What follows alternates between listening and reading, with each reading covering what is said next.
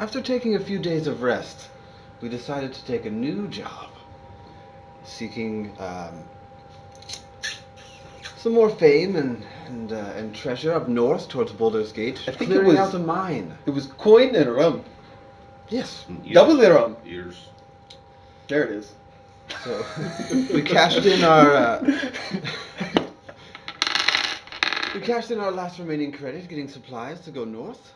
Came, defeated the rats who were taking control of this mine, enslaving the goblins. Huge rats. Dirty. One of them very distinctly having horns for some reason.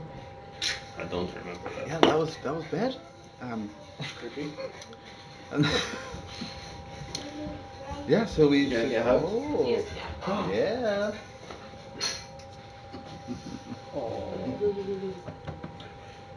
We now pause the game for good Sorry. night time. Good night. Aw. Night, bye. Most important. There's Yeah. Say night. Without it here. Good night. See you later. Okay. When the sun comes out, he gets to get up. Oh yes, yes. I can't wait. Good night. Tomorrow. Say night. Yarr. Good night. Yar.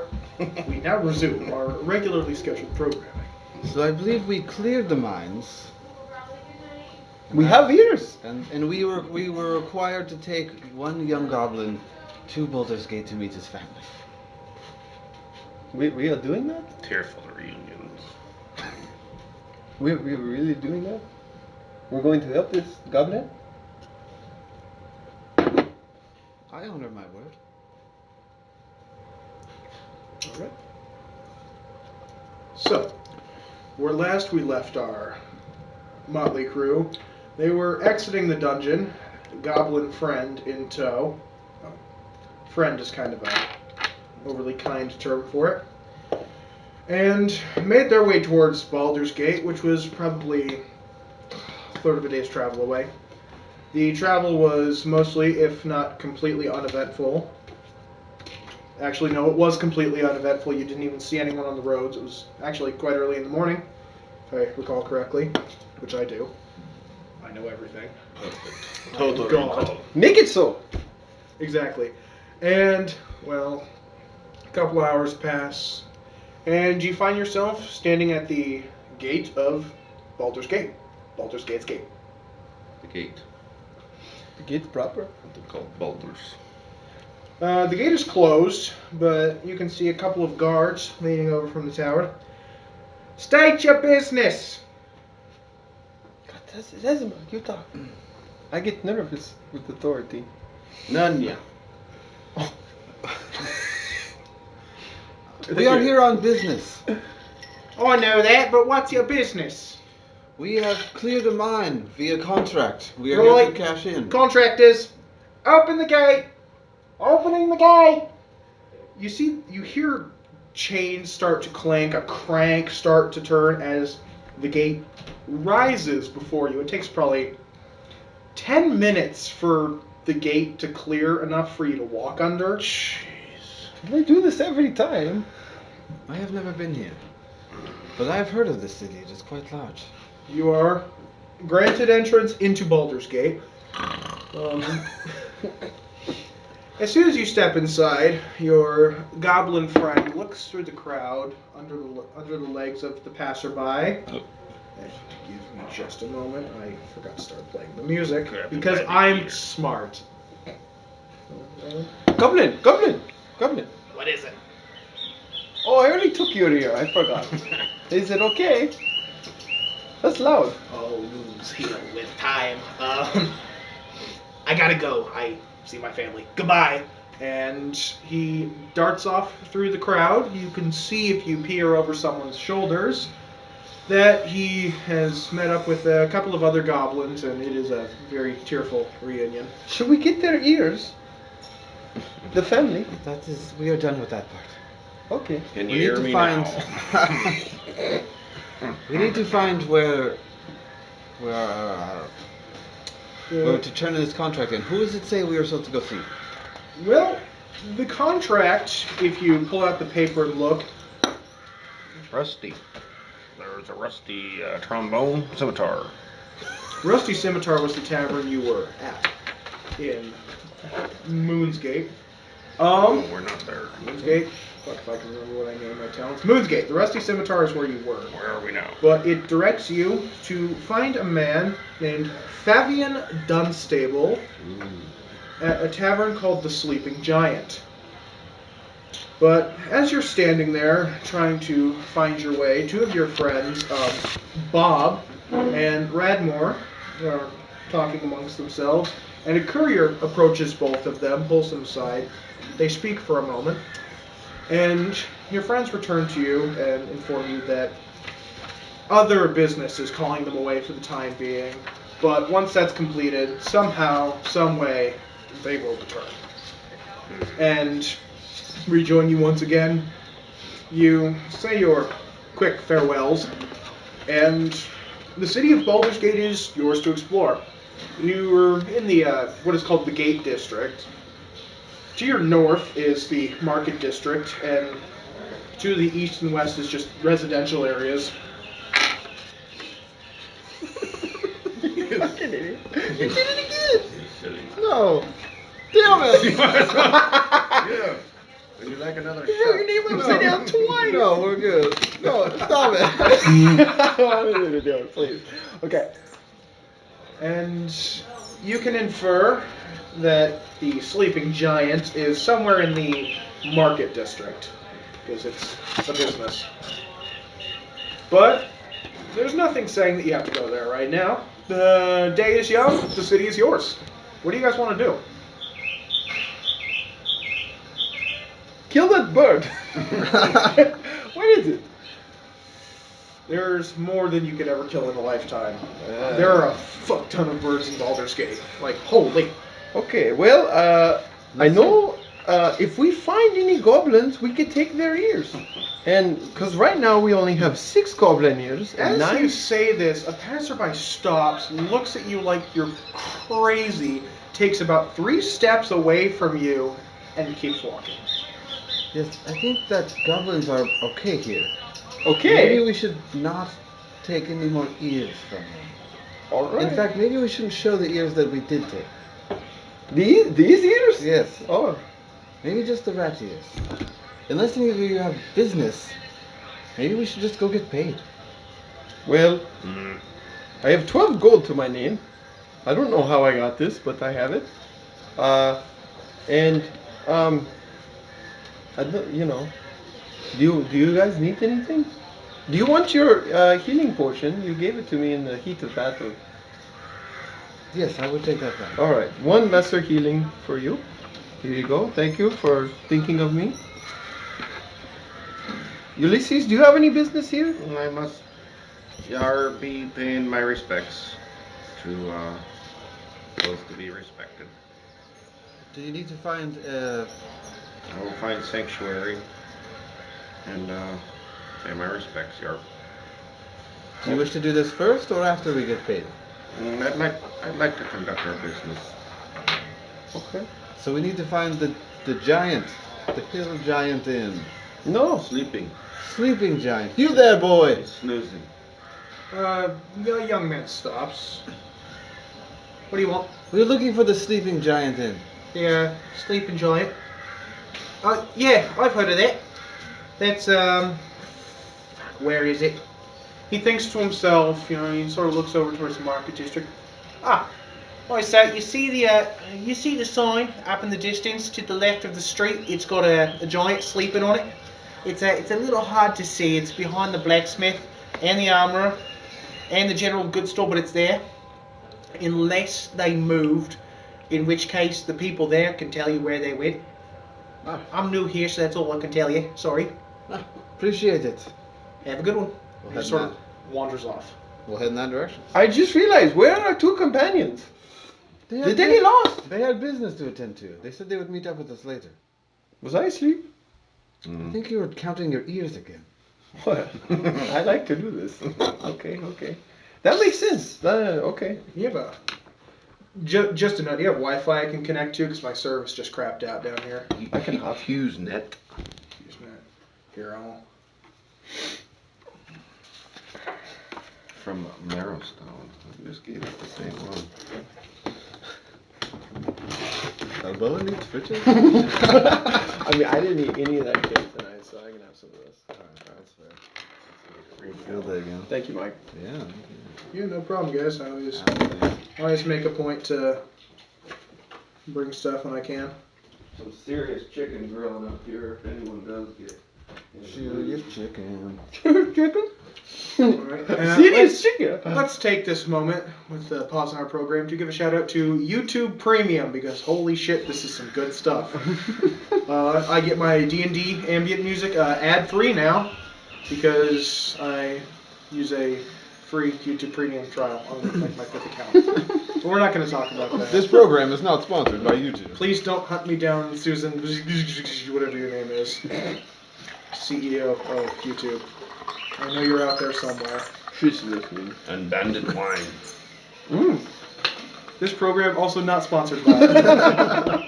Although this Bud Light is delicious and made with no preservatives. Thank you, Bud Light. I like tap water. Okay, now back to our regularly scheduled fuckery. You, a man who sounds like he came from a prison colony or some sort of unfavorable terrain has given you what you believe to be accurate directions to the sleeping giant. Alright, head in that direction. Alright. So, I probably... Here's the orientation of the notepad. Here's the front. This is where I'm writing. You must have been drinking out of the same cup or Upside something. down in the back. Okay. Shh. Quiet there. Yeah, turn that down one notch. It might be crazy loud on here. It's the early part. You can't tell. Fuck that only good. That's better. So, Likely to hold it. it is a busy day in Baldur's Gate. People are walking down the streets, crowding them actually. You find it actually quite difficult to make your way. But the people are amicable. You sort of try and swim through the sea of people. And they'll move when they can. They'll let you edge by. You hear tons of friendly greetings. A couple of unfriendly greetings from some halflings who you almost step on. And you find your way to the building. You look up at the sign. Sleeping joint, just like he said. Who's, what is it in the name? There's a name. It sounded very... Fabio. Fabian? Bob? I remember a Bob. Check the note. Who has the note? I'll pull out the contract. The contract says to meet Fabian Dunstable at the Sleeping Giant Very Inn good and this. Tavern Fabian. in Baldur's Gate. I write nothing. My boy writes nothing down. It's okay. No.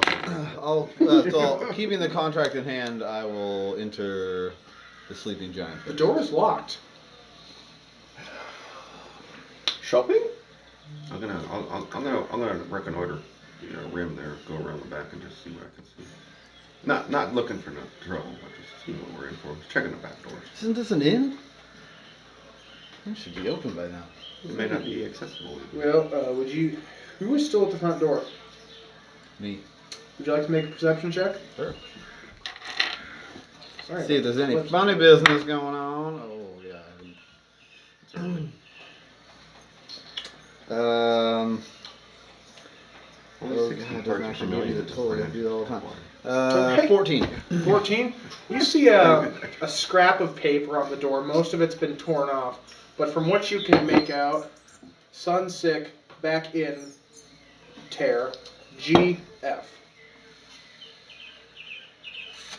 And as you're reading this, a dwarf in old plate armor. If you've been adventuring and have encountered a dwarven soldier, you'd recognize the armor they wear. It looks similar, but it's just older, a little more ornate. The metal's a little more worn. Walks up to you. Great. Sorry about that. Had to go over to the cleric sanctuary. Son's a bit sick. And lifts one of his heavy pauldrons, fishes in, pulls out a key, unlocks the door.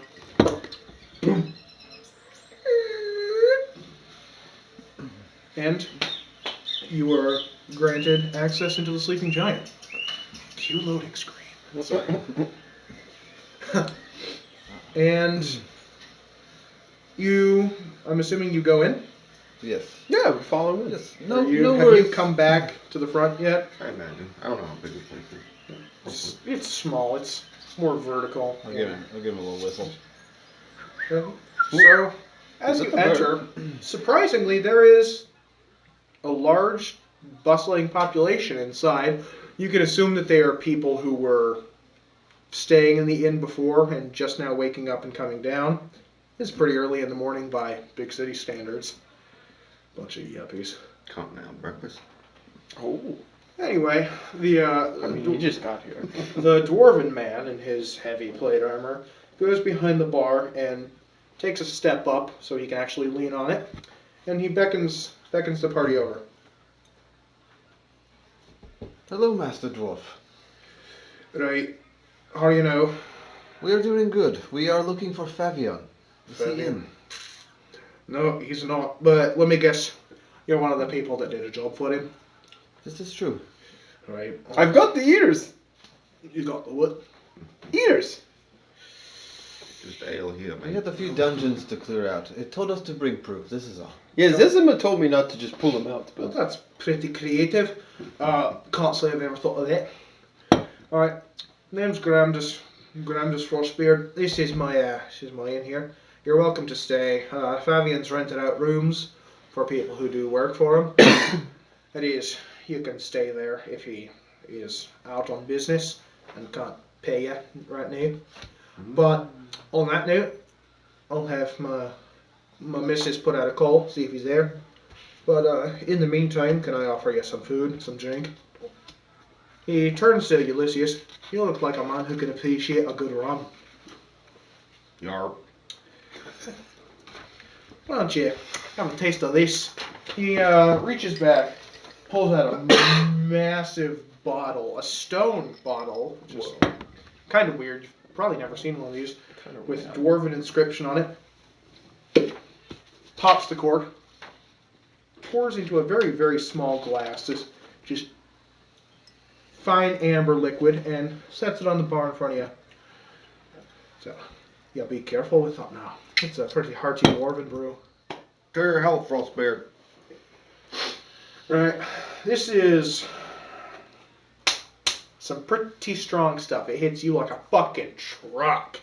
Make a Constitution save, please. Okay. 12 plus first 1. roll of the night, baby. Oh wait, you did the perception. First real roll. 15.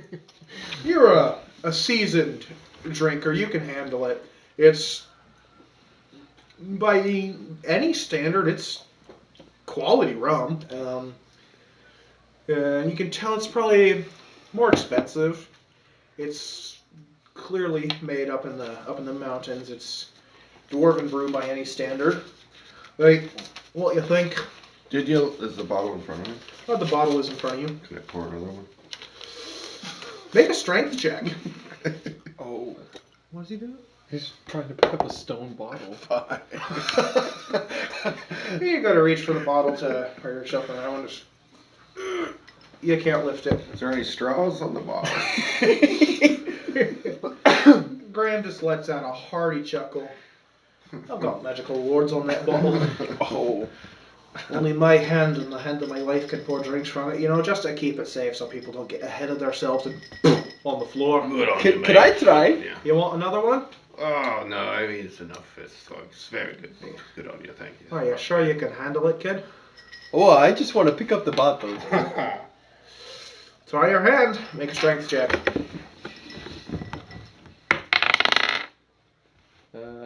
That's 16. The corner of the bottle lifts slightly from the table. You can see Graham just raise an eyebrow and glare at it. As I'm gonna rage and try again. I will allow it. Alright. You show that bottle his boss! So I'm gonna do advantage. A Nat natural 20. As Graham just said, try as you might, there are powerful magical wards damn it. on this bottle, but you can see it starting to lift, and the space between the bottle and the table glows, and it slams right back down. Huh. It's a neat bottle. You're a pretty strong kid, I'll give you that. I've never seen someone even take a corner of the bottle off the table. And you think to yourself, wait, the bottle's round. It doesn't have corners. But while you're thinking about the improper It's all grammar, one corner. It's all one corner. Graham's like, yeah, I'll never graduate at your school. I never learned common, all that fancy dancy bullshit. Seems like that's a really deep-seated issue for him. Right? Well, who you can assume to be Graham's wife comes up, whispers in his ear. Right, I've got good news and I've got bad news. Fabian's out of town, but he should be back within a couple hours. If I were you, I'd go, if you haven't been to Baldur's Gate, go see the Market District. If you have, go see the Market District. You can have a drink, go take a nap, whatever you want to do. I'm not your boss. So you can assume, if Graham's intel is correct, that Fabian will be back in a couple hours, probably by noon. So, got 4 hours. You had something you wanted to do. We have time to kill. Do you want company or do you wish to go by yourself? Can meet you in the market. Are you headed to the market yard? Yes, but if we were going to meet again, I think here would be the best place. The market is big. Well said. Yeah, I'll seek out my temple and pay my respects. Alright, you're going to... So what are you two going to do? We're going to pursue that little plot line first, but I just want to... Well, Zezima, I have 12 gold. I don't think I could afford a healing potion of any kind, yeah? I would assume not. Do you think they sell a poor man's potion, like herbs or anything? If Wrong. they did, I wouldn't buy it. No, you wouldn't? So, as you two discuss the stock of the market, the stock market perhaps, Ulysses takes his leave to seek out a temple, Plant my incense. stepping out of the sleeping giant with its very creaky door. You look up to the north, and towards the government district, you see a large-ish building that you can presume is a temple. I can make things out at this point. Good.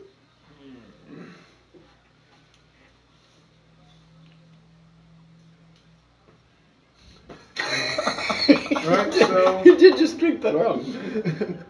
Will you be okay, Ulysses? he's cognizant. He's a It's like you stumble out the door. That way. Yeah. I am guided by my gods. he just Why does he always look You're- like he's walking on a boat? So a few moments pass, you're walking, and as you leave the market district and get into the central government district of Baldur's Gate, you see that the general riffraff and population of the market district has been replaced by monks and rogues, clerics, paladins, and really heavy plate armor, carrying weapons on patrol through the streets. And you find yourself at the foot of a assumedly non-denominational temple.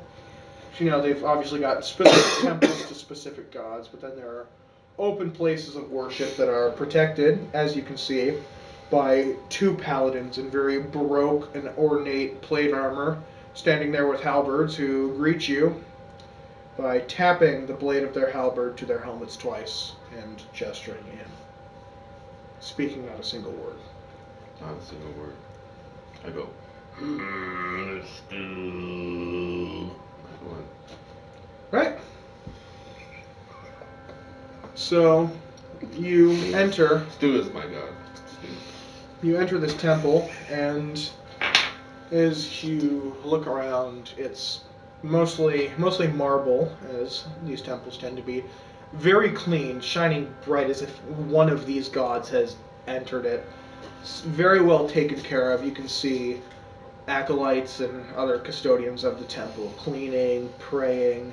There are pews. There is a very large altar at the front, clearly built to accommodate several people praying at I put my once. stat here and then And as you enter, you begin to hear the chanting of some of the monks up in the rafters. And as you look up to determine where the sound is coming from, you see just massive tapestries painted on the ceiling, displaying many of the what you would probably as any form of religious man recognize to be what is referred to as the War in Heaven, where roughly 20-odd thousand years ago, the aligned forces of the gods of good and law went into the nine hells to fight the gods of chaos and evil.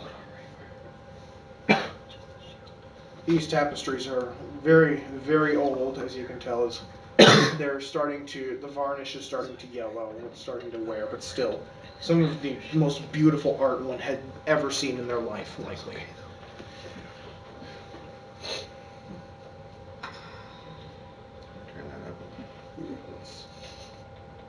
Turn that up. Turn down. Skip forward a bit. There we go. Ooh. One of the custodians of the temple, an acolyte in light metal armor over robes of pure white, comes up to you.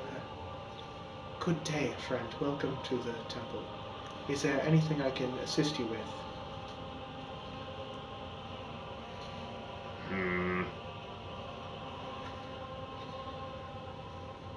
Hard to say. If you'd like, I can offer you a tour of the temple.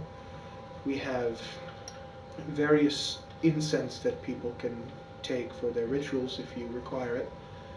But you seem to be a devout, faithful man. I'm sure you're prepared. Wish I could say so. I could use some of your incense sticks for for what I require. Right, very well. In this temple, we only possess incense of lavender. Is that acceptable? If it has to be, it has to be. Yes, we've fallen on financial hard times. It's difficult to stock the many different varieties. One moment. The acolyte bows and shuffles off. I say shuffle, but holy shit, that's loud. Apparently there's an organ playing now. I should listen to these. We're in the right place. We're in the right place for it. Perfect. Oh, yeah. And he shuffles back, but you notice as you look, the robes, the way they float, don't betray the movement of feet. It's almost like he's floating across the marble floors. Roughly 2-3 minutes pass. This rum is strong. An organ is playing, obviously, as one of the many services are conducted in this temple. And the acolyte returns, bearing roughly 2 rituals worth of incense. Here, and he offers them out to you. Thank you. You're very welcome. If there's anything else I can assist you with, do not hesitate to seek me out. And again, he just glides off. You wonder to yourself why he's wearing armor in a temple. And the paladins and everybody. Well, you can infer that the paladins are the security force, given paladins are usually more combat-oriented than the other religious castes. In the temple. None of the other clerics or acolytes are wearing any form of armor that you can see. It's all just those same robes.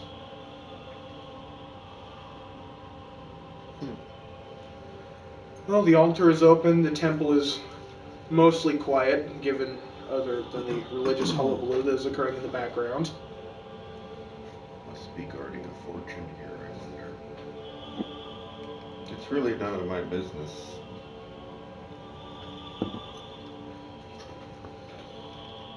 I light my incense, I do my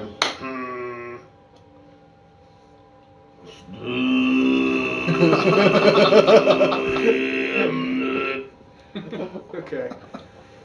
Yeah, well, once your ritual is I'm done, not the most observant man. I'm just doing No. paying my respects. no one really seems to We mind. didn't go with you, I don't I know. Yeah. No one really seems to care or mind. They're likely used to some of the The guy's kind of Mongolian. louder religions doing their thing. Mhm. But other than that, you are uninterrupted, and as you seek to depart once you've completed your ritual, Meditating on floating. Like I think, like it struck my mind. I'm like, that man was very graceful as he floated along. So I'm thinking about trying to have that grace. If I could move that way, I would be quite the monk.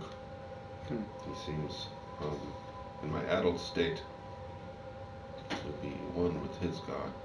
you know, quick DM note, that's actually fascinating. I've had players who play monks, yeah, I'm going to meditate and be introspective, but I've never had anyone elaborate on that. Well, I'm just playing myself, mate. There you go. That was awesome. I'm Yeah, trying to work very on branching out, but I don't know. Ulysses is, I am what I am. Anyway, don't let me drink too much more. I won't have any more. Well, as you're set to leave, you walk out, and as you're stepping out, you see the paladins hike up their halberds, and I say marching off, but it's more like a full-on sprint in plate armor. They're going up the hill towards the Capitol building, where if you look up, you can see smoke rising. Things are amiss. But as Right. that happens, we will switch back to Yeah. Zezima I think I and better Balboa. find my mates. That's what I'm thinking. Right. And We that's switch back to Zezima and Balboa. Ulysses has just left, I'm telling you, we should 5 more years. I don't and think you need any more ears. I don't have much business in the city though. Do you wish to get some food? Yeah. I love food. the hustle and bustle of the market surrounds you as Ulysses has left the door open and people are spilling in and out through the tavern. Business as usual, you can assume. Where would you like to eat? I mean, we are in and in. Yeah, man, let's find somewhere. Graham just peeks up from the counter, looking for good places to eat. I'll go to level with you. The food isn't the best here. Dwarven cuisine, it's rough on some people's stomachs. There's a couple of restaurants in the central market district. If you're a fan of the eastern desert foods, there's a couple of stands out there. That's my thing. We appreciate your honesty. We'll be back to see our friend. Right, there'll be a room for you if you need it. Thanks for stopping by. It's good to see a fresh face. We'll be back. Lord bless you. Did he call you a fish face? I don't believe so, no. And I'm assuming you're leaving the tavern? Yeah, we'll go peruse the market, see if there's any stalls or anything else that's selling fun stuff. You step out into the bright sunlight, and Zezima steps and is clotheslined by a man in a dark cloak, obviously looking at the ground, not paying attention to where he's going, and both of you tumble to the ground. By the time you get your bearing and stand up to look for who hit you, he's gone. Wait! I was gonna give you a gold for. What was that? He got you. Yeah, he's Balboa, if you were to look around and try and locate this man, who's wearing a very distinct dark cloak compared to the roughly pretty drab, sometimes colorful clothing. Yeah, I you would like to. I would You like don't catch sight of him. What? Try as you might to look.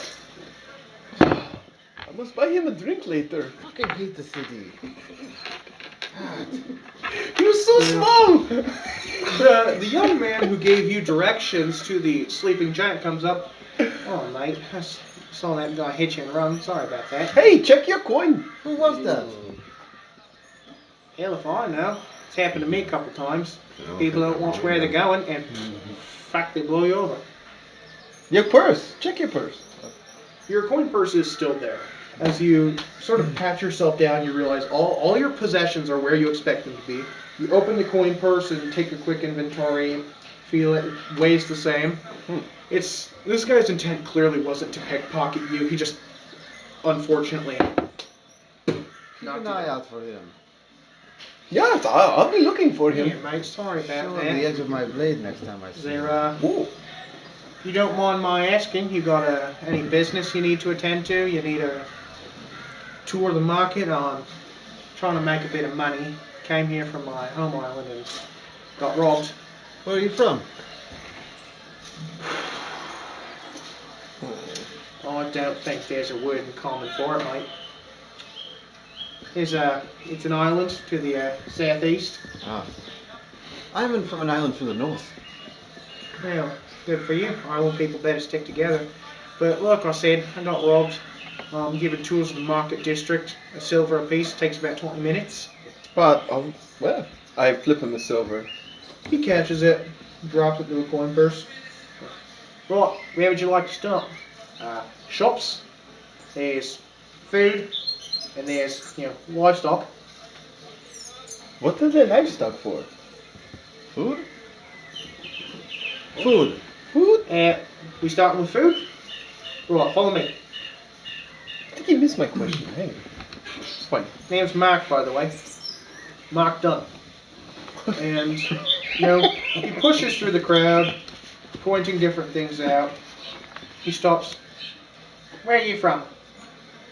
From the sands of slavery, my friend. That's pretty fucking weird. Is that the east? He says, pointing in what is clearly not the east. In a way. In a way, deserts. Well, yes, but that is, yes. I don't know my fucking directions. I couldn't tell you where my home is by pointing at it. Well, I come from the sands of destiny, my friend. also very fucking weird. Who named this shit, man? Both of you make insight checks.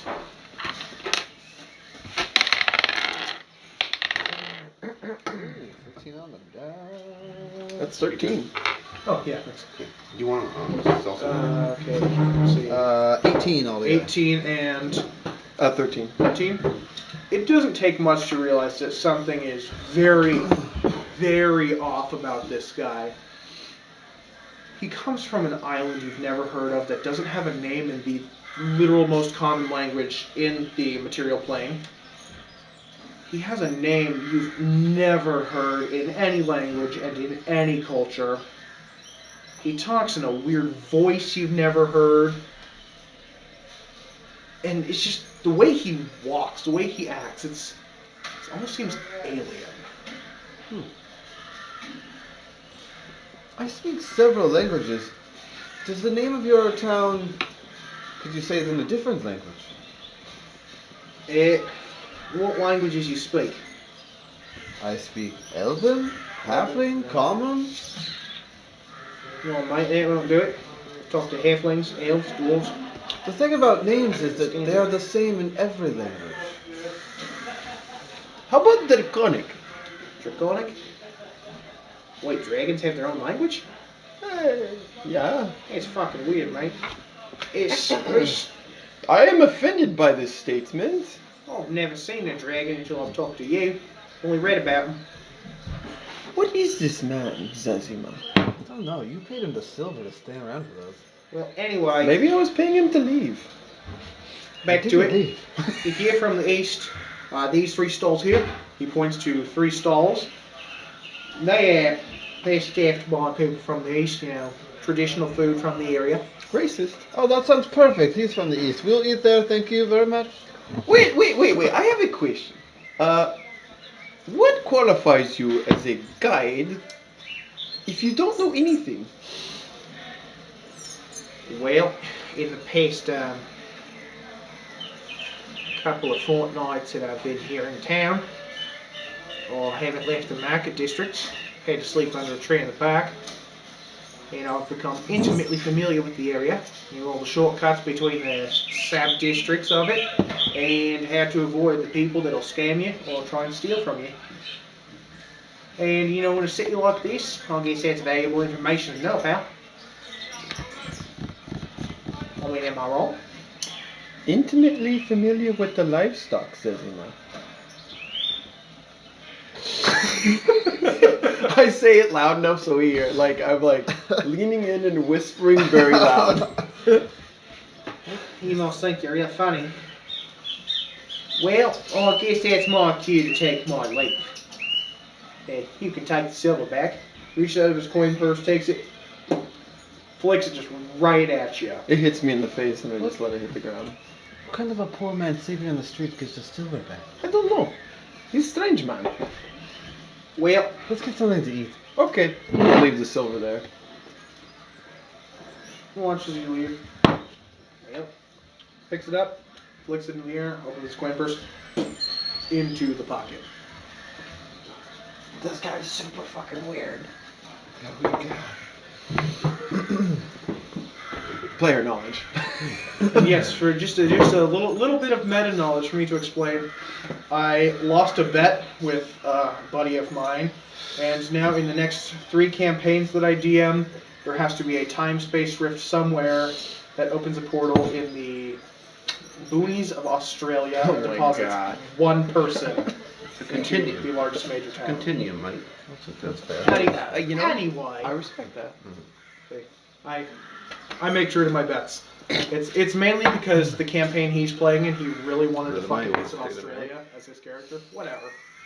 Anyway, Wow.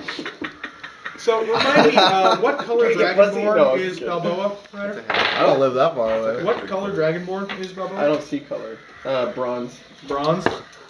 Okay.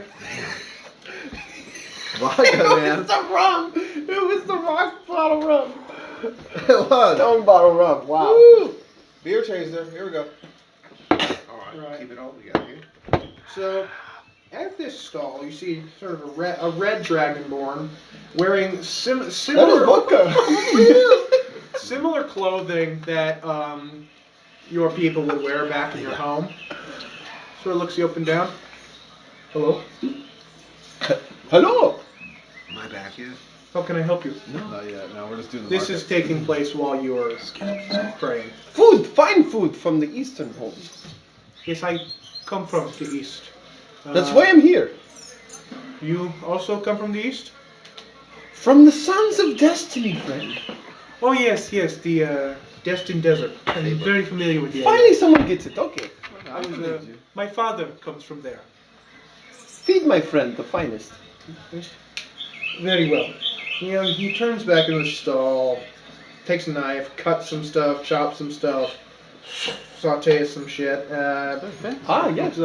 You were almost intimately familiar with this form of food preparation. This was pretty much everything you ate as a child.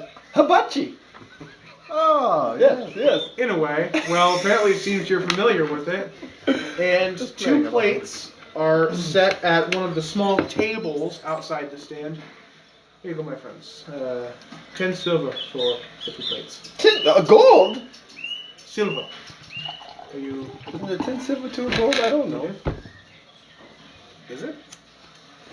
In my world, I don't remember the... one goddamn gold. Okay, wait, listen. Listen, look, I wish to enjoy the foods of your country. I will pay. I'm sorry, friend. Prices are very high.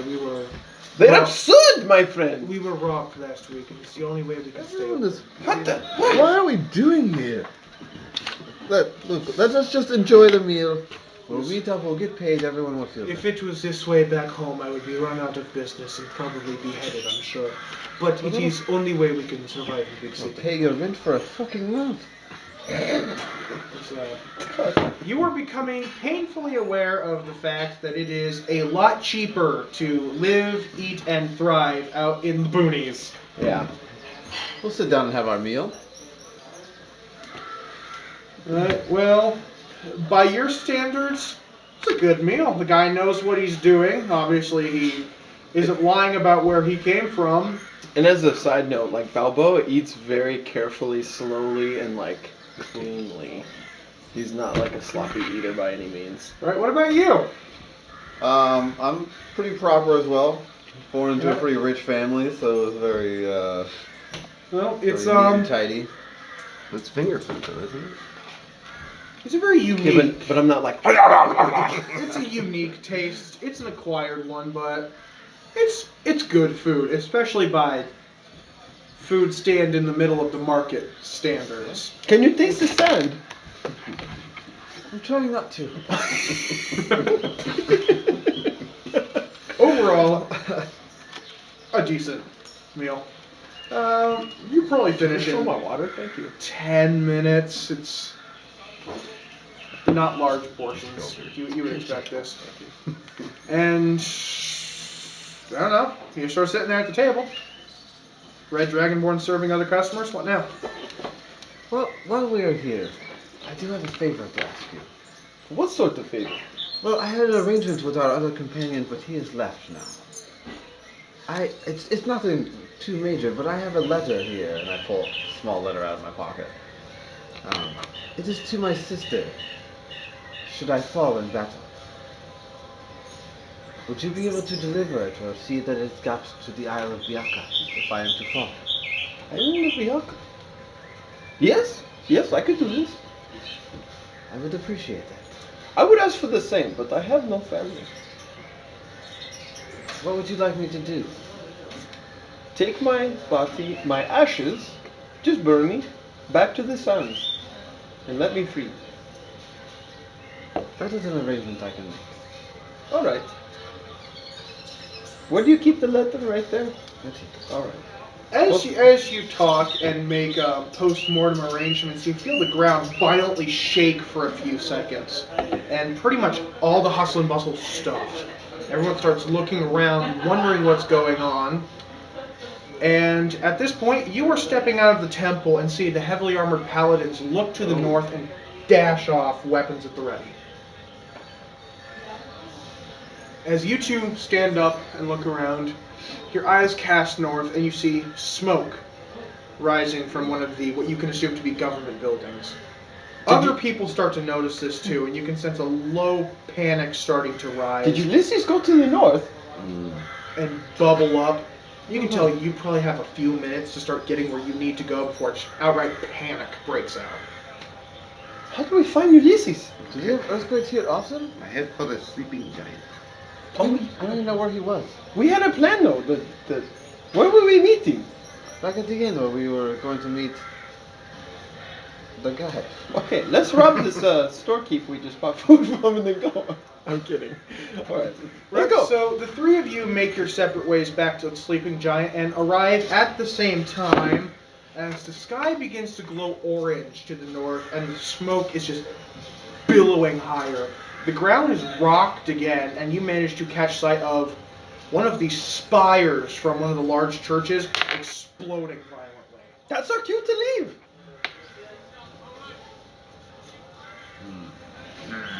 As this happens, people start screaming and running for the residential districts. You're never going to get through that crowd. Hey, how was your morning? Oh, this was fine up until about 5 minutes ago. Seems we may want to find. As this continues to happen, one of the guards is standing on a couple of crates. Says, "Adventurers and seasoned fighters, go towards the government district. We need your help. You will be paid if you survive." He hops down from the crates and he's just in motion. He's gone, drawing his sword, readying his shield. Is that our cue? And an air of just absolute dread and panic has settled over Baldur's Gate. I'm up for it if you are. Yeah. Let's stay together. It's a Okay. busy scene. Okay. Alright. Right? So you start to push your way through the crowds as they flee towards the safety of the residential districts, the exterior guardhouses, and trying to leave the city, in fact. However, they won't have much luck as all the gates have slammed shut. You start making your way up north, and the crowd starts to thin. As you get into the central government district, you see the yellow... What is it? What's the term for like the padding one would wear under chainmail? gambeson or something? Is that? Sounds right. That sounds Yellow gambesoned chainmail wearing guards, replaced by the paladins in heavy plate armor. Let me get different damage up. Oh no, not again. Why does this happen wherever we go, it seems? Well, it seems you're just very unlucky. We're quite lucky. We're always in the thick of it. Yes, it's a point of view, in fact. Perspective. And a few moments pass. You are making your way. We're sprinting up the hill. Good. And you get to the main rounded street that surrounds the primary government building. And you see a man in a black cloak step out. And he's got his arm holding a jaded knife around the governor's neck. I never And liked a him. hand crossbow aimed at the guards. He speaks, and his voice booms as if amplified by something. So sorry. Give us 1 million gold, or the governor dies. It seems a bit I don't have pricey. it on me. Hi, is that your friend? Hmm. Does it look like the same man from earlier that bumped into Zezima? He's wearing a black cloak. He's humanoid. So sure, I guess. Could be any number of people wearing dark cloaks and looking mysteriously evil. Who's he demanding this of? The guards? Yeah, you can see one of the guards wearing plate armor more akin to that of the paladins, but with the yellow iconography of Baldur's Gate, kneeling behind a hastily formed barricade and conferring with a couple of other guards and what you can assume to be a couple of politicians, given how they're dressed. I didn't vote for him. You aren't a resident. Not my governor. Not my governor. Well, One of the million guards gold. approaches What the do three you of you. settle for? Oi, are any of you good with a bow or a crossbow? Not at all. I'm pretty good.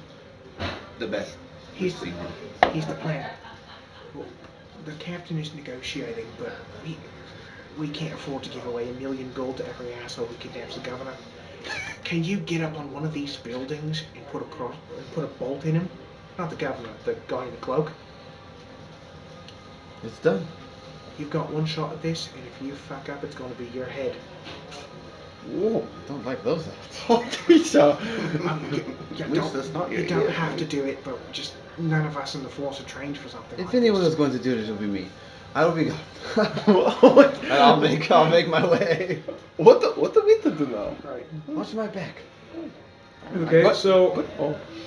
the three of you make your way up one of the buildings. There's a stone stairway up the back, and you get to the top where a couple of the city guards, wearing very light leather armor and holding crossbows, rest.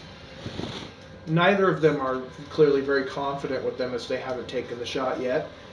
But as you look, there's this weird, like, cylindrical object clipped to the top of the crossbow, and one of the guys is looking through it, but his hand isn't on the lever. Right, I can't get a good look at him. These things are fucked. And they turn, look at you. You the guy? I'm the guy. Well, here, take one of these. They open a crate, and there are more of these crossbows with the weird cylinders at the top. And one of them is handed to you. All right. Did we go up there with Zezima? I would assume so. Okay. Yeah. Okay. So you stay together as a group. And Zezima takes up his position. You're observing it. Do you look down, you sort of aim it, and it's some sort of magical rod of magnification, because you can see the governor's face clear as day. How do they You- fit them inside? You can see he has a really shitty skincare routine. It's that It's magnified. like 4K. How far are we away? Ultra HD. It's across the street and up some steps, probably 150 feet. Yeah. I usually use a crossbow or a short bow, but we'll give this a try. It's got a nice sight on it. Make an insight check to determine exterior seems meant to be Zizma. 11. 11. You can see that the guy isn't moving. He's standing very still, but the governor is struggling and causing him to jerk back and forth. Which, why he's struggling with a knife to his throat, you don't know, and at this point you probably shouldn't care. You overhear the two guards talking. The wind up here, he'll never make the shot. It's fucking doomed. Governor's dead. You would never make the shot. You have not seen me yet. Yeah, I know we're not going to make the shot. That's why we're up here not shooting. If you can do this, I'll fucking buy you drinks till the day you die. My ass is on the line here. Don't fuck it up. Everyone's is. So, be very quiet. Something. The shot is yours. Here. Something strange. He's moving too much. He might be part of the plot. Don't worry about your shot. Here goes nothing. Oh, 19 on the dice. Plus 6.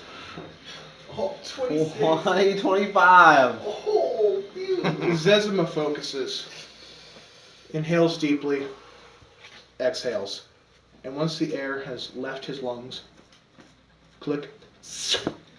The man in the black cloak suddenly has a very large crossbow bolt protruding from the side of his head. He wavers and slumps over dead. It's like. And as he drops, paladins in heavy armor, guard, just rush the stairs. Two of the paladins are tending to the governor, whose cheek was sliced open as the man just dropped. And the two guards sitting there turn to you. Holy shit. That was amazing. We've been blessed by someone today. This was my skill, and my skill alone. You owe me drinks for life. I'll take you at your word. If you could just put that back in the I'll be box. keeping this. The guy turns pale.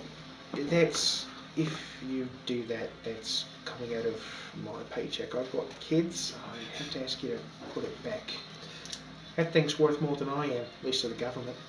I just saved your governor's life. Well, it looks like you just lost it. Yarp. Well, Don't you have a crate of them?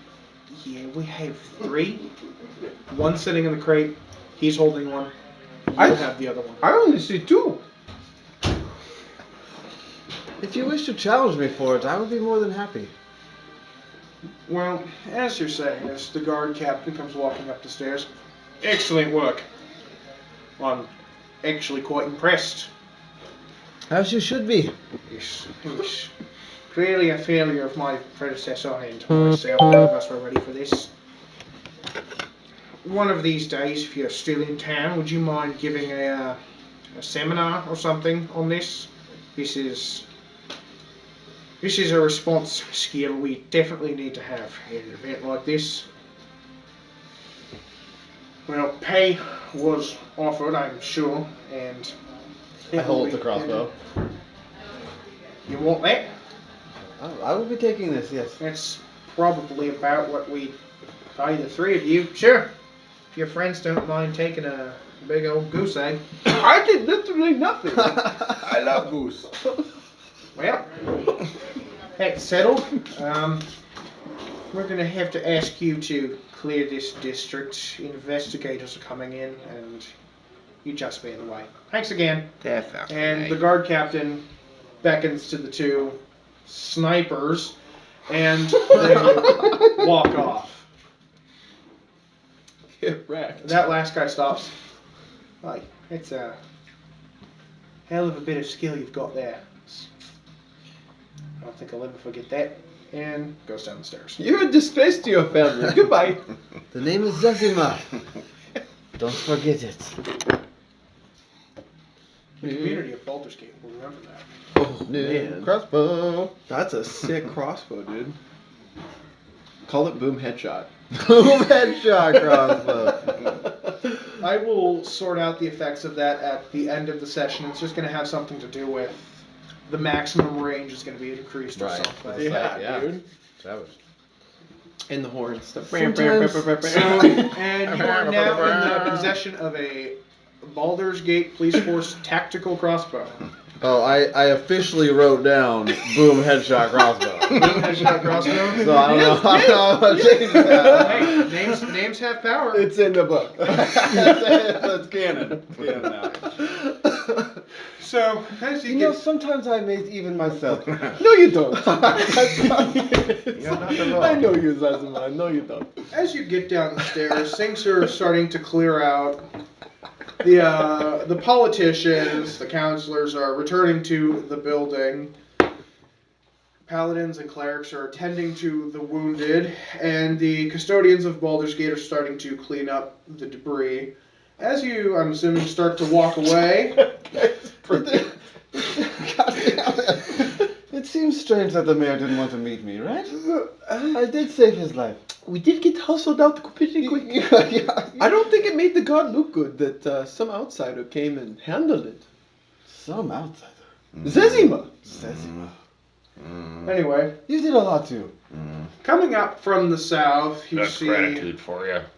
You're kidding. escorted by yet more guardsmen, a group of 3, maybe 4, you can't really tell, men in very tight, form-fitting robes with leather armor. They're all black, but they've got the sigil of Baldur's Gate on the left breast. I was gonna say gimps. Okay, go on. And they're robes still, but they're not very flowy and ball gown-ish. And they get on the scene and they spread out. They're talking to the guard. They're investigating the debris. One of them pokes a piece of rubble and it flashes blue, as do his eyes. Just tosses it away. Ironically, he beans one of the guys who is bending down to shovel away more of the rubble and puts him face down into the dirt. He clearly ignores this. It's almost as if they're not really there. They're just going through motions. Like they just push a guardsman out of the way, walking what they seem to be a very specific path. And one of the men in the city security force armor comes up to you. Are you the guy who took the shot? I am not. Is it you? Who's asking? It was of course me. Well, figures. You're the guy holding it. I don't know. I got some pretty bad intel from the captain. I'm Lieutenant Calcius, Baldur's Gate Police Force. Never passed that. Just want to say thank you for helping us out. You were lucky I was here. Yeah, no shit, buddy. Do you think there was just one of them? It seems strange to me. Nope, that's what the investigators are here to find. That's why the security hasn't left yet. You would do wise to keep me around. It is policy to escort all civilians out of the area. Civilian? It seems that we were hired on by the military. Is that not correct, Balboa? Almost conscripted, but offered pay. Which we haven't received yet. So you're mercenaries. You've got one of those crossbows, so I'm assuming you did, unless you stole it. He got paid. We did not. Right, well, I'll take that up with the captain. Where are you staying? Oh, the captain? Never mind. We are staying at the Sleepy Giant. Shit. Sleeping Giant. Is that the one down there in the Market District, Mr. Frostbeard's place? That is the one. Right, well, I will sort out the fact of you two not getting paid. I'm very sorry for that. As you can tell, we're not the best train business here. Oh shit! Hell of a place to work for, I'll tell you that. But I will send your pay along to Grahamvis. It'll probably be there by the end of the day. If not, I'll deliver it myself in the morning. Is there anything else I can do for you before I have to get back there and deal with Captain Shithead? Oh. Ah, no, sir. Do you have a spare robe? They're very fetching. I like that. One of them. Mm-hmm. I like souvenirs. Well, technically, I'm not even supposed to go into their barracks, but I think I can sort you out. Very nice. I'm probably gonna get fired at the end of the month anyway. What? You want anything special? I'll take a potion. I Potion? could always use potion of healing. Potion of healing. Yeah, a couple of those. Couple of those. That would make me a very happy dragon man. That all, Frando? That it? Yeah. What's wrong with your? I'm not the greedy man. What's wrong with your boy here? He's throwing rocks at his friend and What? he's just blue eyes. His eyes glow blue, and he throws blue rocks. One of the investigators, he's using one of those magical scrying augury type of spells. So he threw a rock at someone. That's what it appeared to me. They should probably toss him to the side and someone was in the way. Mm. They are pretty weird. They are outsourced, not part of our force. Well, Hard to get good help these days. I tell you what, if I didn't have a family, I wouldn't be working here. Maybe you should get rid of your family. That's pretty weird, but That's pretty weird. Sage advice. Mine was lost, taken from me. I'm gonna Excuse level with me. you. Once your business is done in Baldur's Gate, and I mean this in your best interest, don't take this the wrong way. Here it comes. I would get out of here. Take it any way I can. It is not a good You place use it to once, be. twice, huh? We are just here to get paid. Mm. It might be time for that, anyways. Right, well, there's a quick note about that crossbow. We don't There we go. build them here if you need it repaired or maintenance or anything. In Neverwinter, there is a gnomish artificer. Fuck if I know his name. He changes it every month to escape the guard there. Ah, fuck if I know. I met him.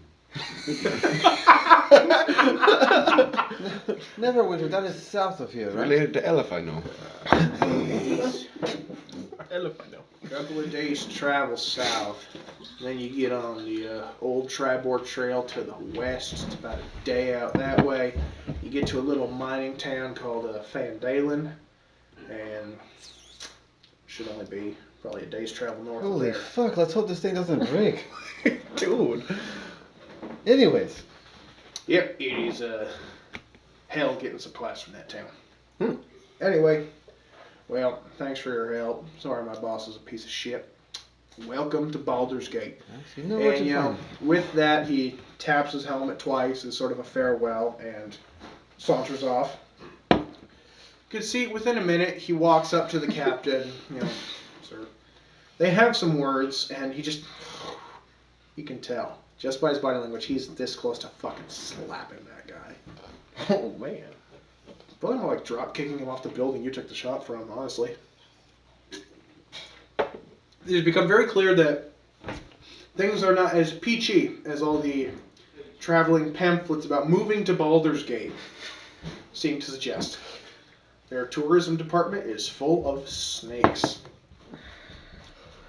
And I'm assuming with that you'll return to the Sleeping Giant. You're gonna stay on the scene. Yeah? Paid. Sleeping giant. We're gonna wait for pay. From 2 revenues now. Right? So, Doesn't mean I'm hungry again. You get the food this time. Not from that. Last time I paid the gold for your sandy chicken. Colonel Sandys. Colonel Sandy. I'm not going to lie, it wasn't the best. I will give you my food next time. 1 gold! That was insane! It was a lot of gold. That was all of it. How much gold do you have?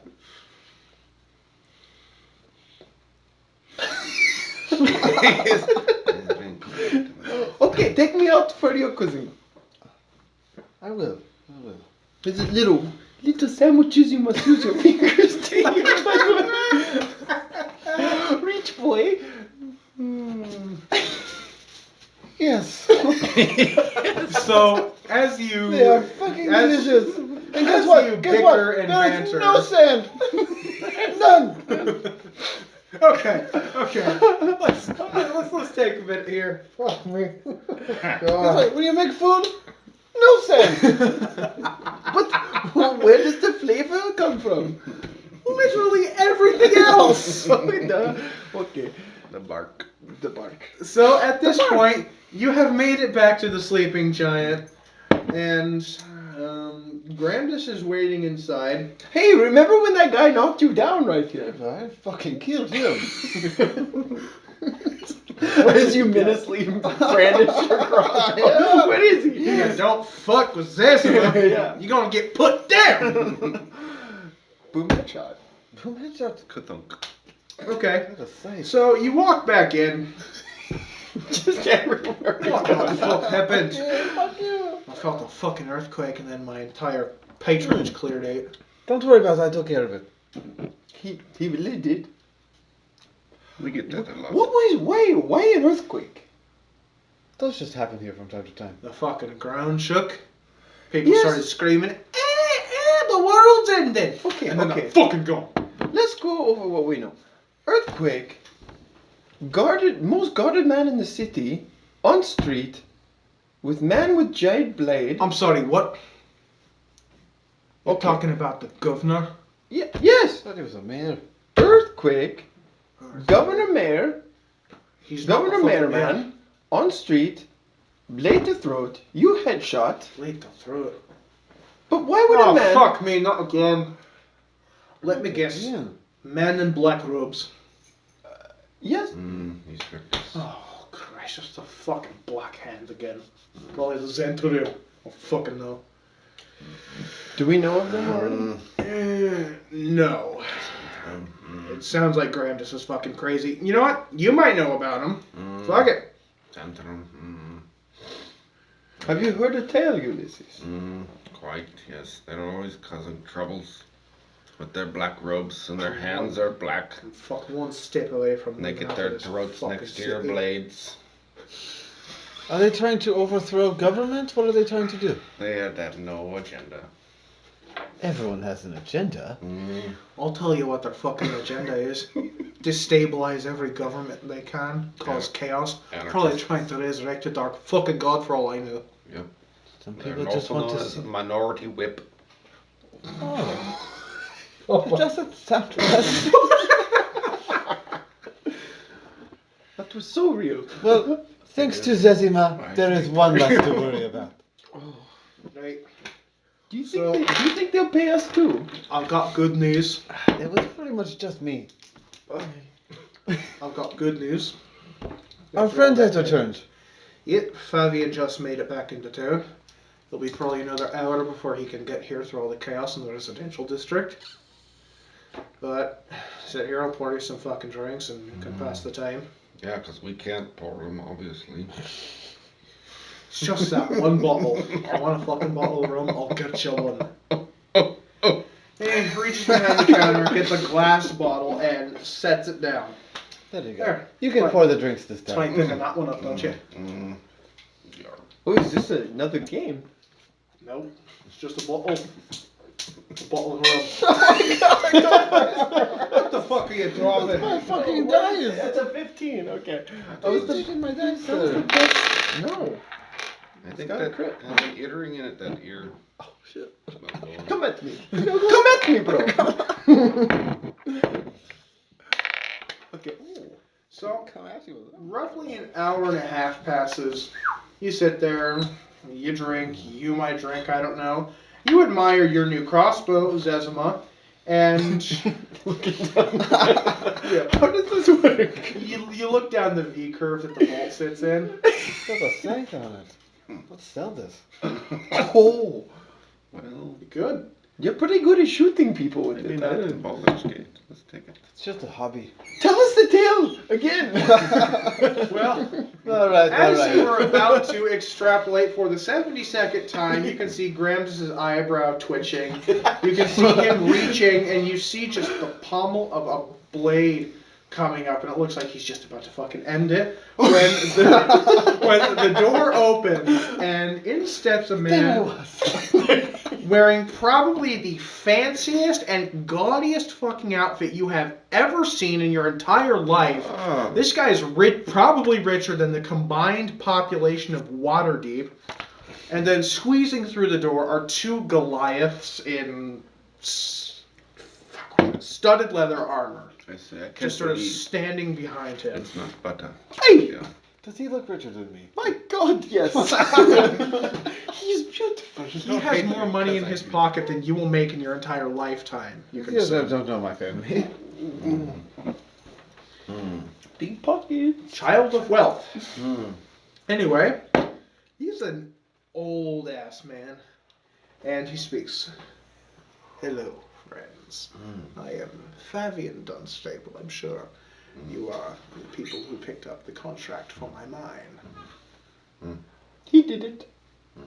This was a deal. Mr. Frostbeard has told me that you have proof of your success. Oh, yes, yes. I take the ears off my neck and here. Yeah, he takes it in this gnarled old hand. Interesting. 6 goblin, 9 ratmen.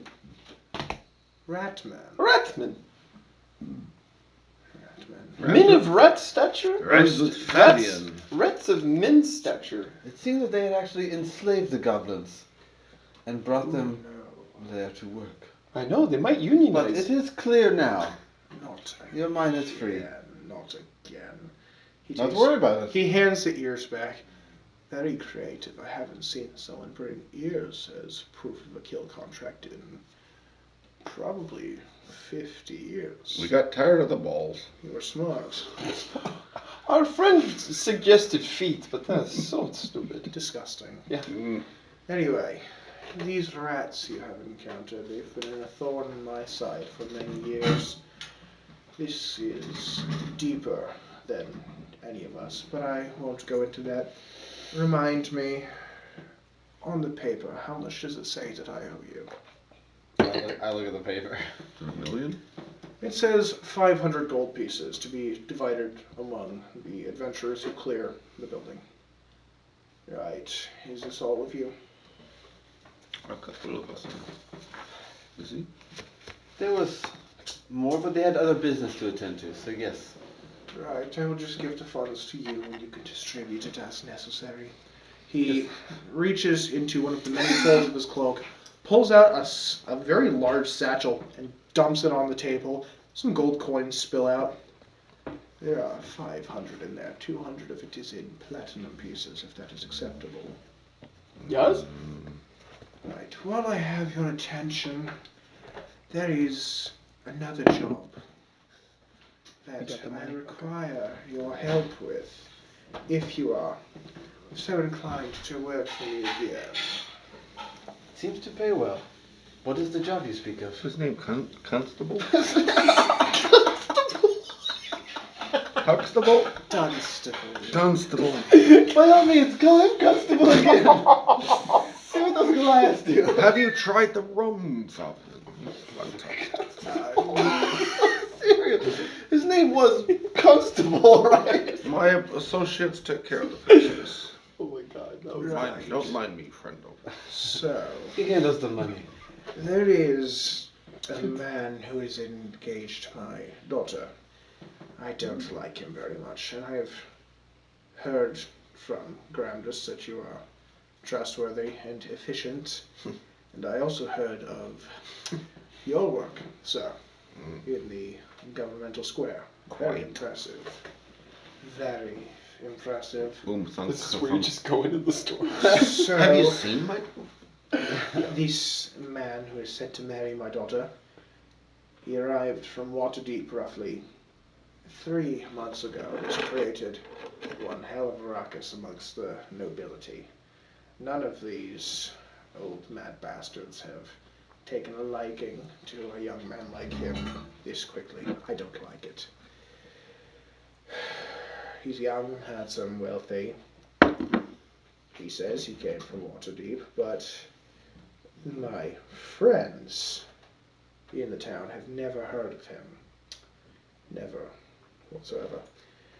His name is Brendan Burbridge. Brendan? Brendan, yes. I never liked a Brendan in my life. Neither have I. Balboa writes nothing down. The bridge. Smart. The bridge. Like, the bridge. So, I will pay you Brendan. 150 gold if you investigate him. What's your daughter's name? My daughter's name is Serafina. Yes. Will we be able to talk to her? About that, there is a ball at Lord and Lady Ballinger's residence this evening. It's invite only, but I'm sure a group of your skills can find a way in. Do have my new black robe. You will need some clothes. Me? The dress code? So, will 150 gold settle this? To investigate. Us? Investigate. You wish to know what? If his nobility is legitimate? Yes. And perhaps I will pay you more if you were to take care of him, if it comes to pass that he's not truly noble. Oh. Well, Yes. kind sir, what if we are mistaken and we take his life? Oh, no, you don't have to take his life. Just his residence here in Baldur's Gate needs to be wiped away. Oh, okay. If you can, I don't care if you bound, gag, and cast your sleepy time magic on him and put him on a cargo cart to Waterdeep. I just want him gone if it's true that he's not nobility. And if he is nobility? If he is nobility and everything does in fact check out and he's from Waterdeep, then let him be. There's something off about him. Very, very off. I'm sure you understand unsavory characters. Oh, where his ears? That strange man in the market who tried to offer me 1 silver for my coat. What? You know, short, not from here, speaks funny. Oh, what was his name? Jacob? I'm assuming your Goliath had something to say to that. Yes, he's head first in a sewage ditch right now. That's I would assume so. wonderful. Yes, but the party is tonight. It's past the government district in the secondary residential area. I can get you into the area, but into the party I cannot. But, like I said, I'm sure men of your talents can handle it. 150 gold to, If that doesn't seem enough, feel free to counter-offer, my friend. well, to... Mr. Balboa, was it? That is it. 150 gold to investigate whether he is nobility or not. Another 150 gold to handle him if he is not. Incidentals, such as equipment needed to complete such adventure, must be required and billed. And we're Do you think of anything else, Ezra? We're swabbing something? We're swabbing a deck? We're clearing a space? What? Yeah. How much money do you need for I rock? would say I don't that work the for 150 gold is Principal. plenty enough to investigate. But if further things are required, more money will need to be offered. Fine. I will give you the 150 gold as a down payment, and I will increase the final pay to 500 on completion of the job, regardless of what happens. So, say 150 is a down payment for materials, whatever you need, I won't ask, and 350 more on completion of the job. And where can we find you after we get the information that we seek? Well, I will make it easy. Graham, this is an old friend of mine. No, he's not. You hear a faint chuckle. Graham is obviously joking, you can assume. Yes, anyway, hi, I'm here. Every night I come in, I obviously not dressed like this. I just came back from business. And I will find you if you're here. Just in the twilight hour, as it were. Yarp. Shall we deal with this constable? For now, the 150 gold for information seems like a worthy task to me. Right, I appreciate it greatly. It's been wearing on me quite a bit. And if you are successful and efficient like I'm told, perhaps better jobs can be afforded to you in the future. He reaches into one of the folds of his cloak and produces another bag, setting it on the table. Your down payment. Ulysses. Yeah. Now, is there anything else I can do for you, gentlemen, before I depart? It's 150, alright, mate? Yes. Check. Feel free to count it yourself if you don't believe me. I can only count to 5, good sir. That's all I've ever needed to do.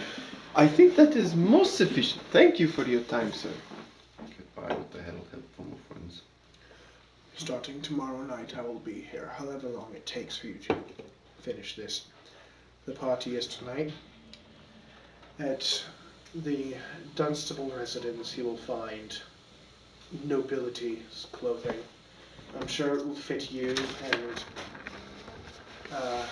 your name was Zezima, correct? Correct. That's a name I've heard a few times. Anyway, at my residence there will be clothing that I'm sure will fit you two, but you, Mr. Balboa, I'm not so sure. That is all I can offer for the time. Mr. Frostbeard will give you directions to my residence should you seek to use that as a resource. And from the back room you hear, "No the fuck I won't, I'm not your fucking errand boy." Damn right. Grandis, Where's that rum? she turns to the back room. "If it wasn't for me, you'd be out of business." "I fucking knew it, because you never shut up about it." Right, see you tomorrow. And the Goliaths step out before he does, and then he is gone. I said we could go to the Dunstable's residence for clothing and stuff. Okay. If not, we have plenty of money if you get tailored. I will need a suit. How much time do we have before this party starts? They said tonight? Yeah, so, Grandis walks out from the back room. What time is it? He peeks his head out the door. You've probably got 4 hours before the party. There's if any of these nobilities parties have a schedule that carries over to the next one, they're going to be having pre-drinks out in the garden before they open up the mansion. So I'll bet you could sneak in there, bushwhack one of those fuckers and take their invite. After today's events, I don't think it would be too much difficult to get a last-minute invite. I do have a security black robe. I might demand one. Oh. Speaking of Those that, robes seem to be very evil. as you are ready to set out, Lieutenant Calcius opens the door. "Evening, gentlemen. Cassius, how are you? I've been better. So someone's happy to see me. Fuck." And over his arm he has black robes, and in his hand a leather shirt. "For you, sir. If anyone finds out I got this, I'm fucking dead, so you keep your mouth shut." Who are you again? Look how nice this is. It goes with my black robe. Calcius chuckles. He's clearly enjoying your presence more than anyone else's. Well, I never finished trigonometry, Cassius. And for you, sir, he reaches down to where he set a bottle carrier of 6 health potions. Oh, my money came through. I trust that will suffice. Yes, you're wonderful. Man in your business tend to burn through these more than the guard does. They're by no means the best quality, but they work in a pinch. Lessers. Yeah, they're Perfect, lesser, they're, perfect. they're lessers, but still, there's 6 of them. That'll get you through probably the next couple sessions. Very good. Thank you so much for your time. Well, we owe you guys a lot. The captain don't want to admit it, but it's entirely his fuck up, being lazy. Not training any crossbowmen. It's calculus. I kept thinking it was Celsius. Oh, I had No. that right the first time. Before we go, we've had quite a day. We think we might want to go out, see the town tonight. Anything happening? Well, there's a party up in the Ballinger property. Brendan. How do you know Brandon? I've heard. Yeah, he's a strange fellow. Pretty nice though. Not an asshole like the rest of those nobles. Now, personally, I don't go to those parties. I am extended an invitation with my wife and my eldest son, normally, as a courtesy. The Ballingers owe us many a favor.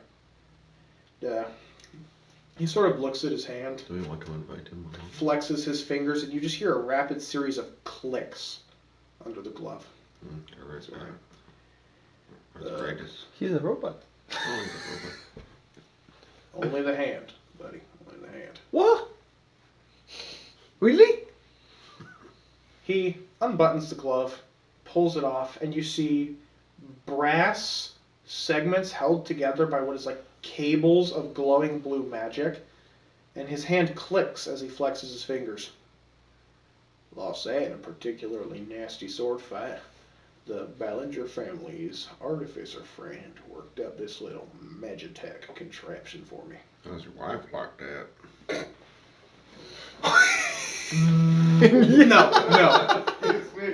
No. She doesn't care much for it. Make noises in my sleep, too much clicking. Why don't you take it off at night? All these questions, very rude. I'm You so look sorry. at it, and at the wrist, it is magically bonded to it. It's not removable. It's Oh, I not thought you took it off. My bad. The glove. If you're not going, I might want to attend, rub elbows with someone of my own status for a change. You mean short? You do realize we're talking about nobles, right? I thought you said stature. Like rich humans, not some of your higher ups. Are you saying that humans are better than elves? No, flip that around. I don't mind coming down a little bit. Every rich elf I've ever seen has more money in the fucking bank than the entirety of Baldur's Gate. But that's not important. My mother owns most of my wealth. Or the family's wealth. As it should be. They're better at handling money. Anyway, She earned it. I can give you three my family's invites, but the Ballingers know us pretty well. I don't think that would pass the bar. Unless you wanted to wear some of my old uniforms and you my son's clothes, and I don't think he'd wear a dress. That shouldn't be necessary. With the events that took place today, I don't think they would mind us going to the party. Are they friends with the mayor? The Governor? governor? The guy. That's an interchangeable term. It changes every couple of years when a new one comes in. The nobles tend to not like him that much. At least the last one. You know, he raised taxes on him. This new one's been in office for, what, a month? So I don't know. Yeah. I would gladly give you guys the invite. Hell, I'll write a letter saying I'm sending you to represent my family. Wow. But I can't guarantee it'll get you in. It's the best option we have now. We appreciate it. We'll have to be on good behavior, my goodness. Yeah, they don't take shit from anybody. It's at just these human parties. nobility. Oh. Yeah, you think elvish nobility is stuck up with security? You haven't been to one of these parties. Newbies. Newbies. Well, Yeah, nobility for 20, maybe 30 years. hey Gramus, you got some paper back there? Lieutenant Calcius calls out to the back room, and all you see is a scroll with a quill in it come tomahawking out of the back room. Calcius catches it, almost as if he's used to this behavior, flicks the scroll open, Sure. catches the quill. Any of you got an inkwell? Not on me, no. He looks over to the bar, reaches in, finds one. Oh, thank you. There's the embarrassed, which is not. What? There you go. Thank you. And That's he so I good. need one more. spends the next 15. Oh, I'm okay. I don't need it. What? Thank, Oh my thank you. gosh, your dice is glowing. Oh, no thanks. Sonny. Really? Oh, yeah, right. Game here. If you get, Pretty fancy. if you get a nat 20. Oh my god, that's good. Anyway, the lieutenant spends the next 15 or so minutes writing a letter detailing the situation and how he is sending Zezima, the hero of Baldur's Gate, and his entourage to the party to represent the Calcius family. Raleigh, Yes. And he sorts a letter. want me to give him one? Yeah. Well, Do you want one? it's up to you to get in now. I've done everything I can. He says no thank you. Good luck with that, boys. You have a good time. I don't find myself one for the fancy parties, but if you can find it yourselves to enjoy it, then hell, more power to you. Nope. Thank you. Salutes and excuses himself from the building. So you are now Goodbye. set with 3 invitations to the Calcius family, to the Ballinger party, and a letter from Lieutenant Calcius himself stating his intentions for you going in his place. What now? I need us to- we need some clothes. Right? Chicken is delicious. So, That's Grampus. fucking dwarven chicken, man. He warned you about that. Oh, It's called cave chicken. it almost has sand in it. It's almost that good. Anyway, Grandus gives you some direction, the best he can, to the house where your new outfits likely reside. Just toss it that way. And it's maybe a 15-minute walk at most from the tavern, but let's leave that here and take 5 or 10 or however many. Yeah. Take a few minutes, eat. You guys don't want? Really? There's plenty. That's I right. don't like the SARS. Like 10 pounds of chicken. Mm-hmm. There's romaine, there's salad. There you go. There you go. Oh. So, feedback so far? I like that it's not just all combat. I really enjoy that. The combat's overrated.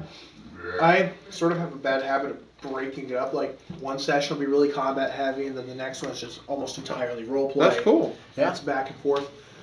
So, what do you guys think of the pacing? I feel like I dropped a lot of names and locations in the gratuitous sniper scene. What did you guys think of that? I love details. Yeah. Yeah. It adds Yeah. to The details everything are we're doing. Like I said last time, if you didn't like something, if you think I could do something better, just have at it. Any feedback is good feedback. Last time was fun too. It was a good introduction to it. Our last DM was like didn't know how to DM really.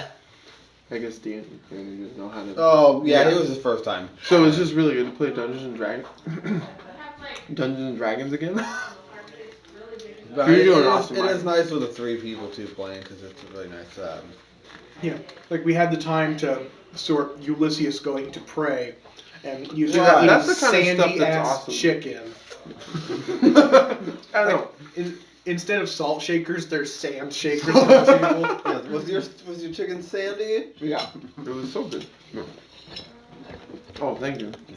Yeah, it's I'm enjoying myself. Just Good. get up and stretch your legs. Get something to drink. There's stuff in the fridge. There's alcoholic and non-alcoholic. I gotta admit, I'm kind of using you guys as guinea pigs because this is kind of my chance to try new plot lines and Yeah, definitely. new styles that my other parties would vehemently say, no, go back to the dungeon crawling. Me no like roleplay. No, Me no, no want what? character. Yeah. I'll about the role playing, like, actually have like a pretty detailed backstory of my character. Yeah, feel free to send that over. I love stuff like that. I'll probably just text it to you at some point. Yeah. Because I have it all written out, but I got a new phone and I don't think I still have it. Anyways, yeah, no, I mean we're all definitely down for role playing. I like to use the characters' backstories as much as I can as well when I'm DMing. So that helps me when we get them to you. Yeah, something I will admit I struggle with is pacing, because I had an idea for how I wanted this to go.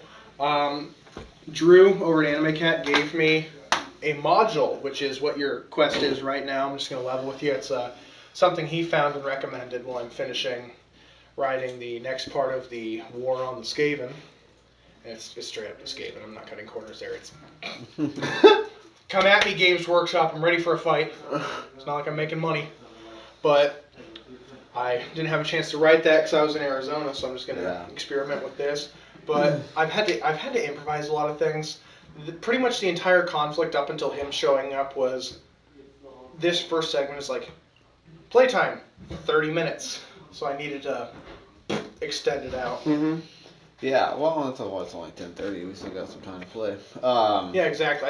I kind of felt like I had to improvise that entire thing off the top of my head because I realized that's way too short. That's what most of it is, man. Like, I mean, honestly, taking a base. That's something I struggle with. Taking a base thing and then letting the players play, because you can't guarantee like what we're gonna do, like how much time he's gonna spend in church, how much time we're gonna spend bullshit. Like you can't plan it out to the minute. Yeah, because that worked really well, but I needed to fill in like another half hour to 45 minutes, so okay, that guy that slammed into you, he's a terrorist. Aloha snack bar. Right. I mean, as long as you got enough in mind that, and you know. Aloha bar. Yeah, as long as you have like editing this, you can release this out as a separate commentary. Right. Yeah. And edit. No, I just honestly, when it comes to D&D podcasts and stuff like that, I like the long form where they catch the conversations on the breaks. It really makes it feel more real when you're sitting there listening to the party interact. Right. I love Critical Role, but it just feels a little too staged. Well, we were just talking about this, like, I think that, I don't know if it's staged. I know people argue about that all the time. I don't think it's staged. It goes a little too Not really fluent staged. from time to time. It does. I think they have plot points that they move to, but like everything in between is just.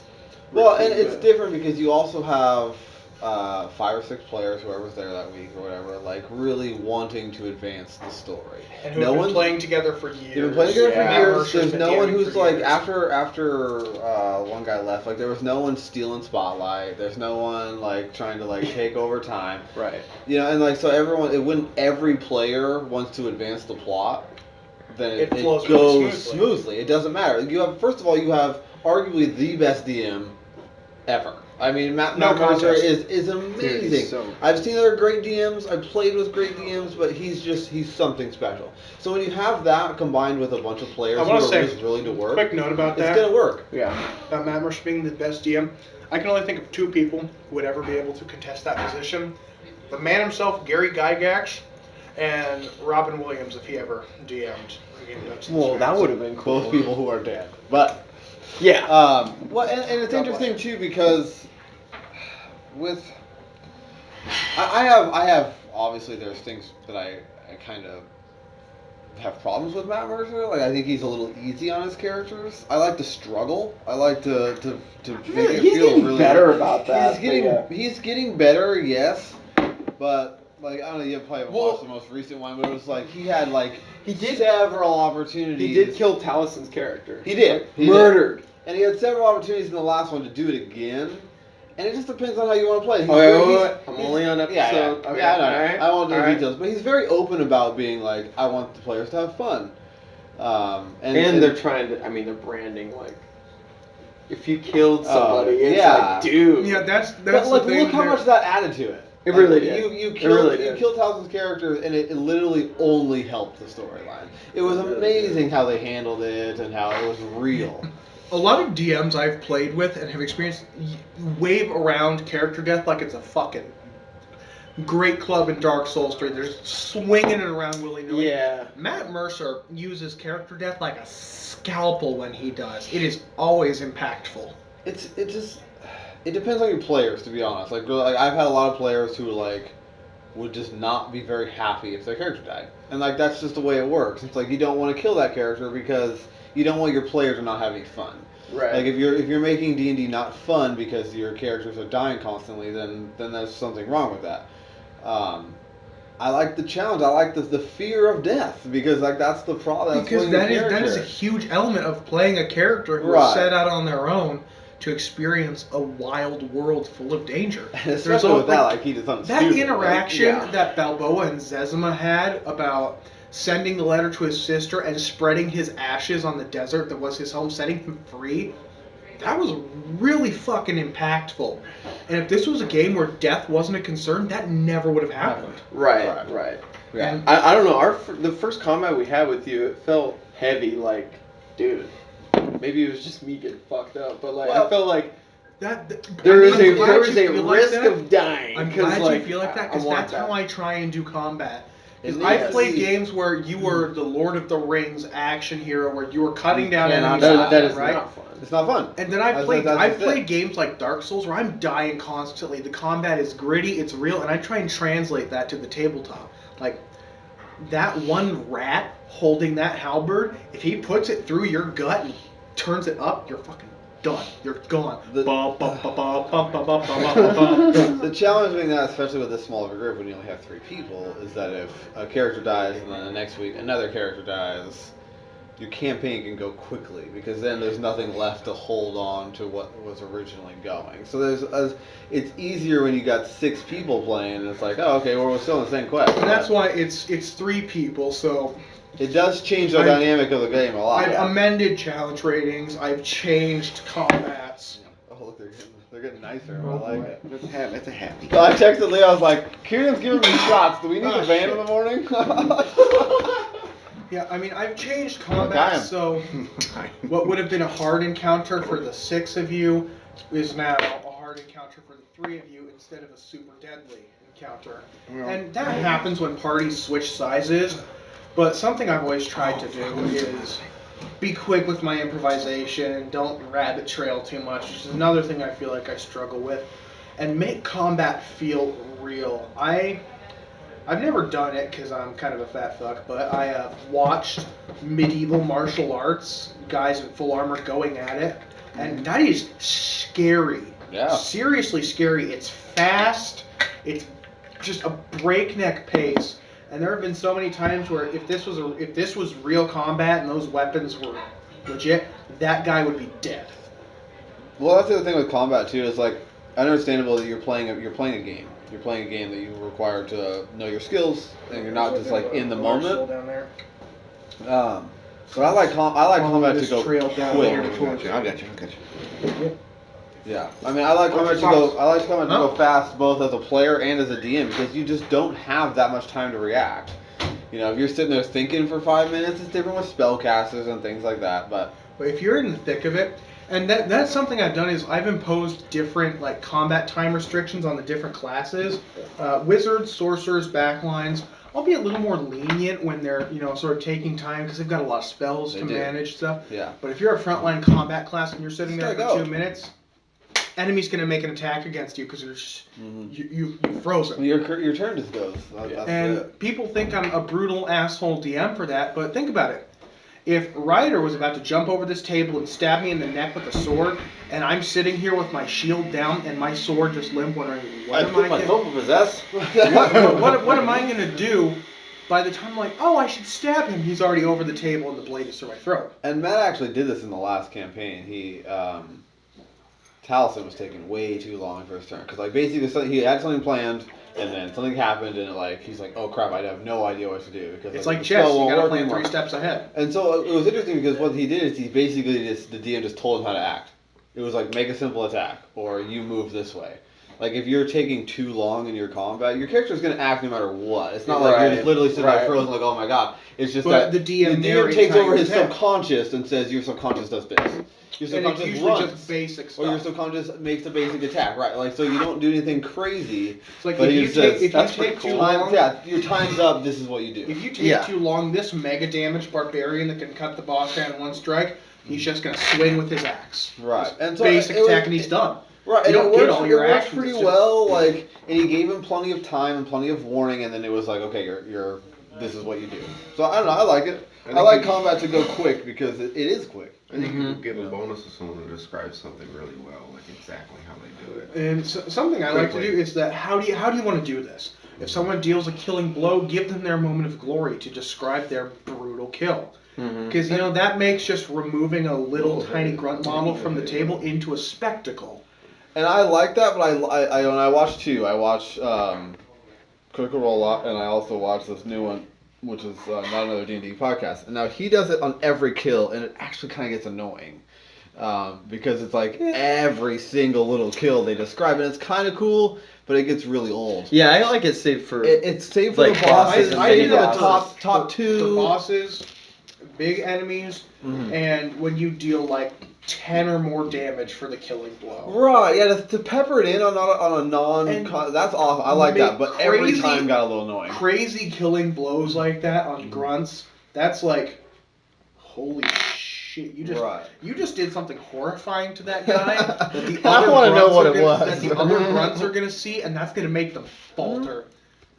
No, that's perfect. I like that middle ground because basically what happened I've was... had DMs who never do it, and I've had DMs who do it every time. It's And kind of a every new time thing. it's like, I never did it until I watched Critical Role. As Right. A GM. And it's kind of new because they basically ran out of cool ideas, and that was the problem. Was that he was telling them to define their killing blow every time, and after 5 or 6, you kind of run out of cool ideas to do. Yeah. So it was nice to kind of. It's nice when it's emotionally charged. my it's most somebody memorable, big. Right. brutal kill was he was a high-level gunslinger.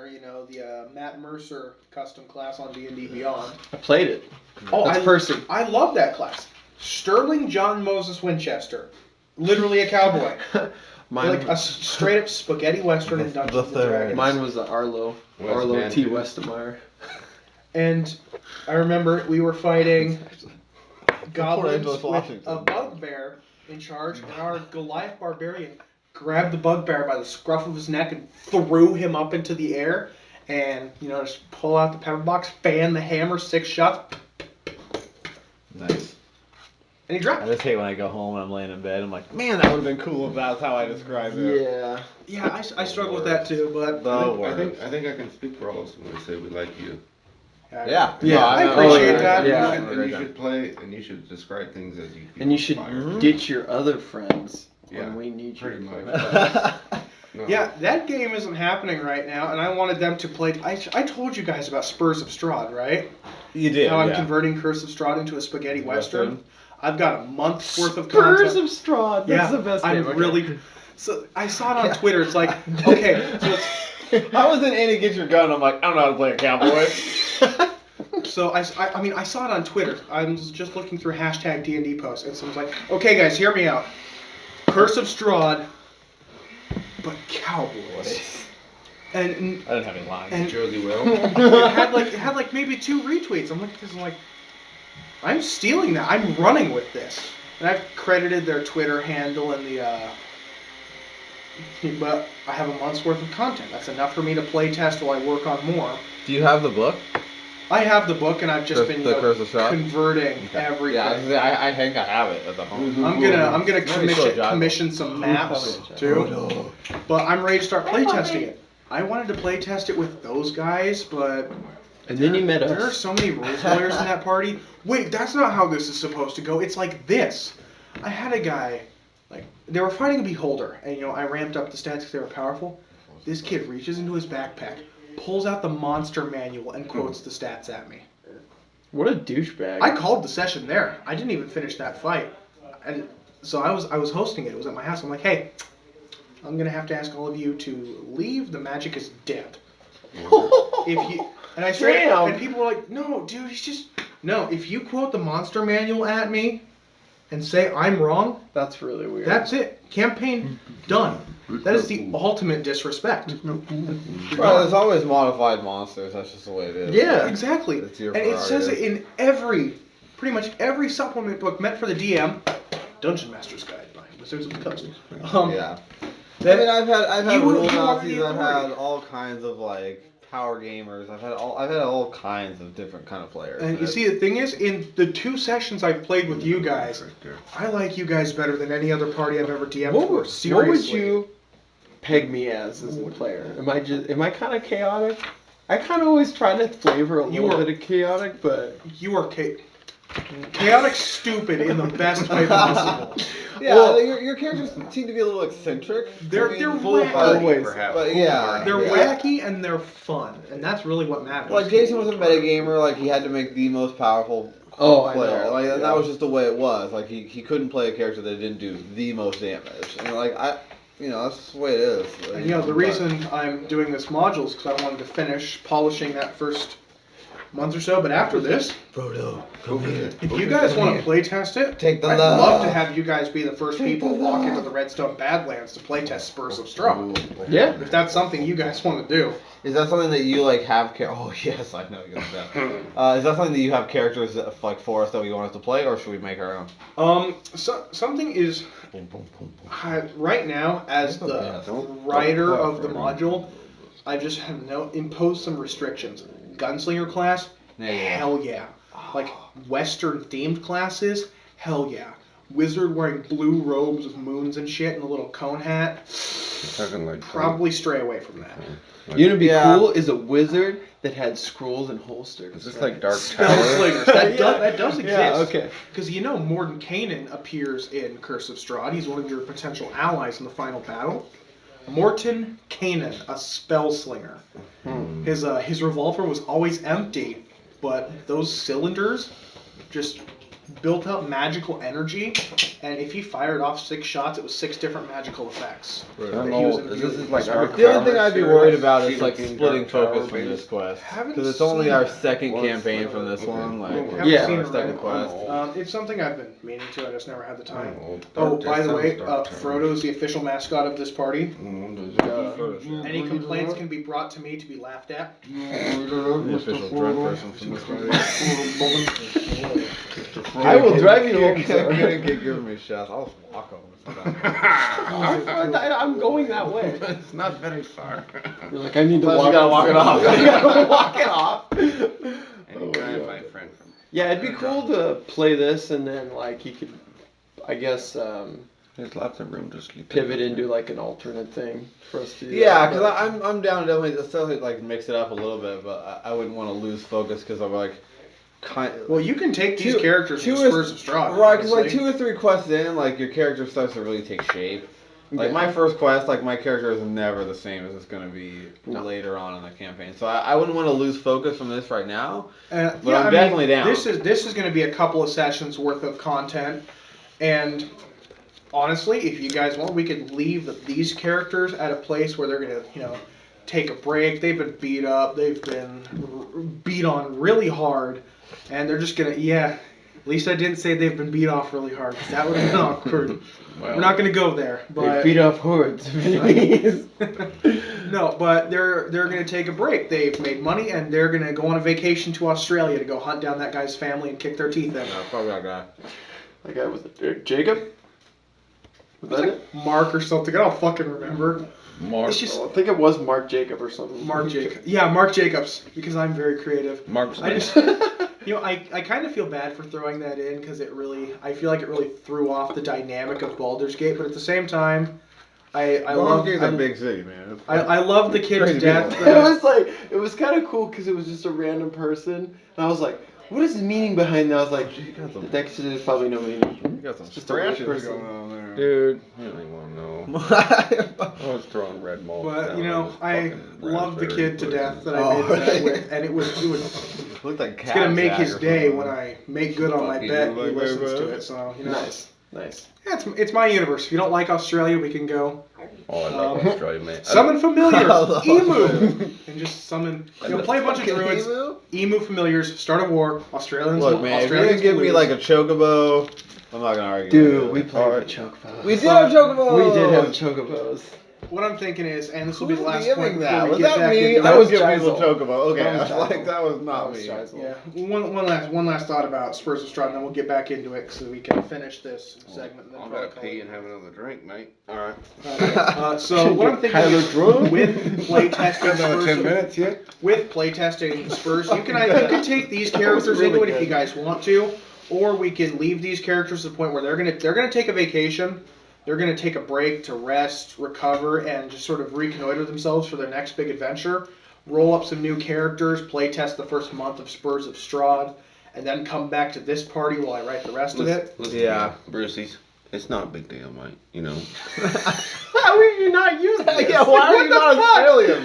Why are you Listen. not on? No. Listen. Listen. All right. We cater to him. You know, he's our boy. He's our mate.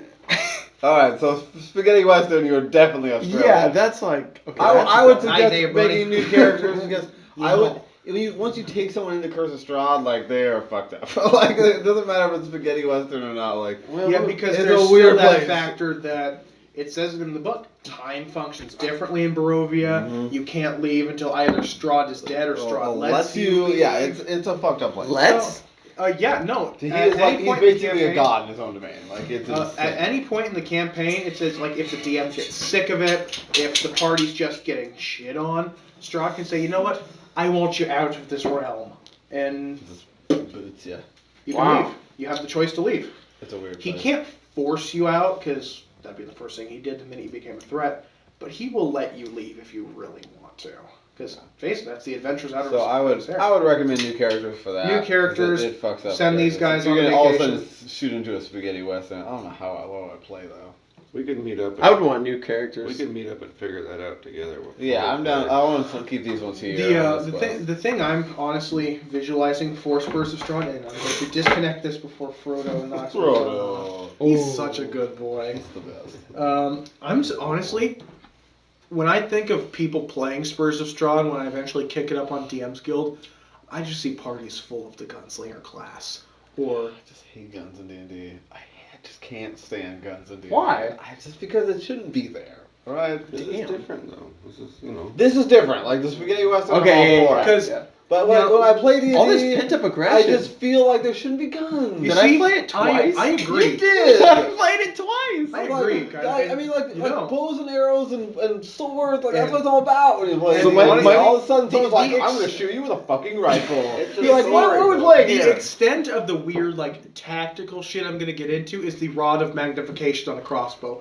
Because it makes a little bit of sense. No, It's magical. I'm all down for like crossbows and stuff, and obviously you're talking about spaghetti western. Yes, people are going to be. using And the rifles reason I and did stuff, that is but- because I personally, I agree. I don't play gunslingers or thunder cannon wielding Well, but I artificers mean- in settings like that. But Curse of Strahd is very self-contained. Flexibility, man. Yeah. You have It's music. own No, for realm. sure, for sure. And if I'm reflavoring Expand it to it. be to Well, the even- town of Agua Fria, wrote a stranger one.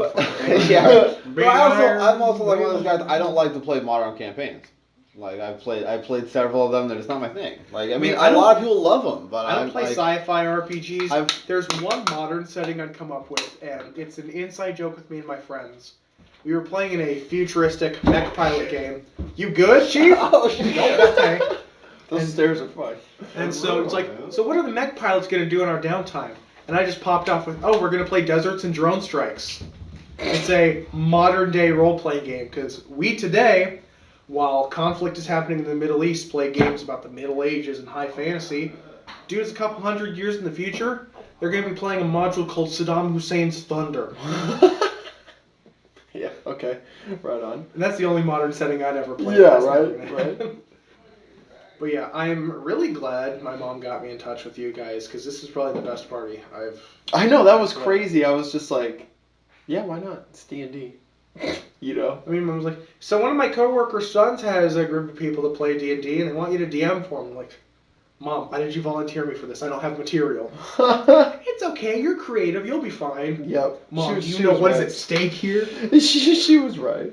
Well, I'm having a great time. This is, like I said, the best party I've played with. Yeah, we're pretty.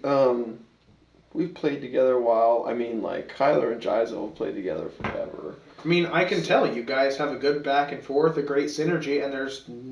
We're good at like fighting. what we're good at is filling in the blank spots because like we don't ever just expect the DM to think of everything. You know, we're trying which I appreciate. We're trying to put stuff in, you know, to add, not just take. You know what I mean? It's not the DM building a jigsaw puzzle and the players trying to flip the table. Right. It's everyone is gathering to tell a story. Right.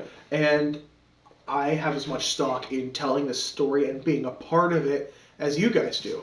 Because you guys are playing one character, I'm playing hundreds of lesser characters. It's I'm probably rolling less dice, and a lot of my checks for NPCs are more innate because it's how I want the story to go. But it's all for telling an overall story. And a lot of my parties, and this aggravates me to no end, they don't understand that. Because there's this kid. He brought out the monster manual to complain about a beholder being too powerful. That's He's so like, weird. I've been doing the math and it should be dead by now. A beholder has however much 100 health. I'm like, that's so weird. Whatever. the fact that I he guess had I the guess balls to do. he must have fun a different way. Yeah, he's a power gamer. He's a rules lawyer. I played one game of Warhammer with this guy, and I misquoted the movement statistic of a Space Marine with a jump pack. Codex out. Glass actually. Dude, you're not fun. Yeah, people have fun different ways, but I mean, I don't know. bully for him if he wants to rules lawyer people to death. If he gets in a party with other rules lawyers and people who treat the player's handbook like the Bible, then he's gonna have a great time. He's not gonna have fun at my table because it's that old Pirates of the Caribbean quote. They're more guidelines, really. Yeah.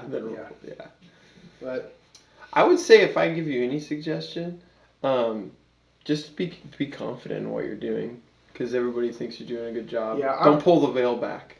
Don't tell us that you're making stuff up. You don't have to. Yeah, because that felt all prepared and great. I mean, yeah, that's a bad habit I have because I've had to admit it to players. Like, I'm making this up, right? Because they would complain. Okay. They were people at my college. Ditch all those guys? Oh, I have. And just hang out with us. Yeah, Cool. I have Cool. at this point. Cool. They were people at my high school, at my college, who were the only people I knew who played D&D. Like, it's like sitting at the table with the weird kids at the high school because all the tables with your friends are filled up.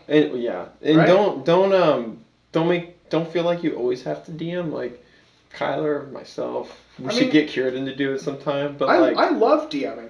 There'll come a point, probably after Spurs of Strahd is at least halfway done, that I'm gonna want to take a break and play a character, and I'll straight up tell you guys, does anyone want to step in and DM for? I'm usually always good for a one shot.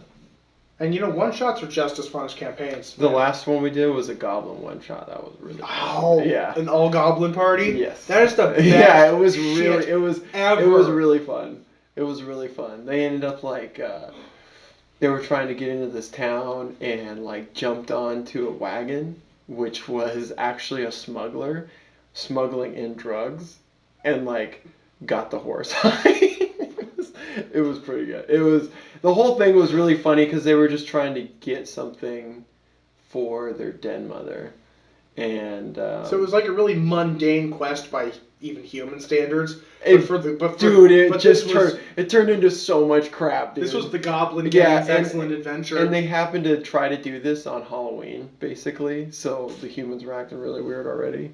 It got really weird. I played a one shot. No, it wasn't a one shot. It was a 3-shot. A mini campaign where it was the alt bard party, and we were a metal band. That's awesome. That was so much fun because we would all hit him with a combined vicious mockery. That was the DM gave us the ability to combine vicious mockeries, like "A word to your mother," on the lute, of course. Oh my god! Yeah. And it was so stupid. We mocked people to death constantly. Yeah, and it was fun because it was with a party like this where, okay, this is nowhere near rules legal, but the DM's like, hey, what would be cool? And we were all for it. Dude, And- were you stoked when I rolled a nat 20 and picked that bottle up? Were you just a little bit stoked? The stone bottle? Yeah, I mean, like, normally, even with a nat 20, because it's a magical Right, weapon. right. I See, know. it's a I nat know you 20. gave it to It's me a a nat little 20. bit. That was so cool. so I can bend the rules a little bit. I have a weird belief with nat 20s. It's people have said, there's no critical successes on ability checks, and there's no critical failures. But that's bullshit. Yeah. Critical fails and critical successes are such an innate part of Dungeons and Dragons. Pretty much everyone ignores that rule.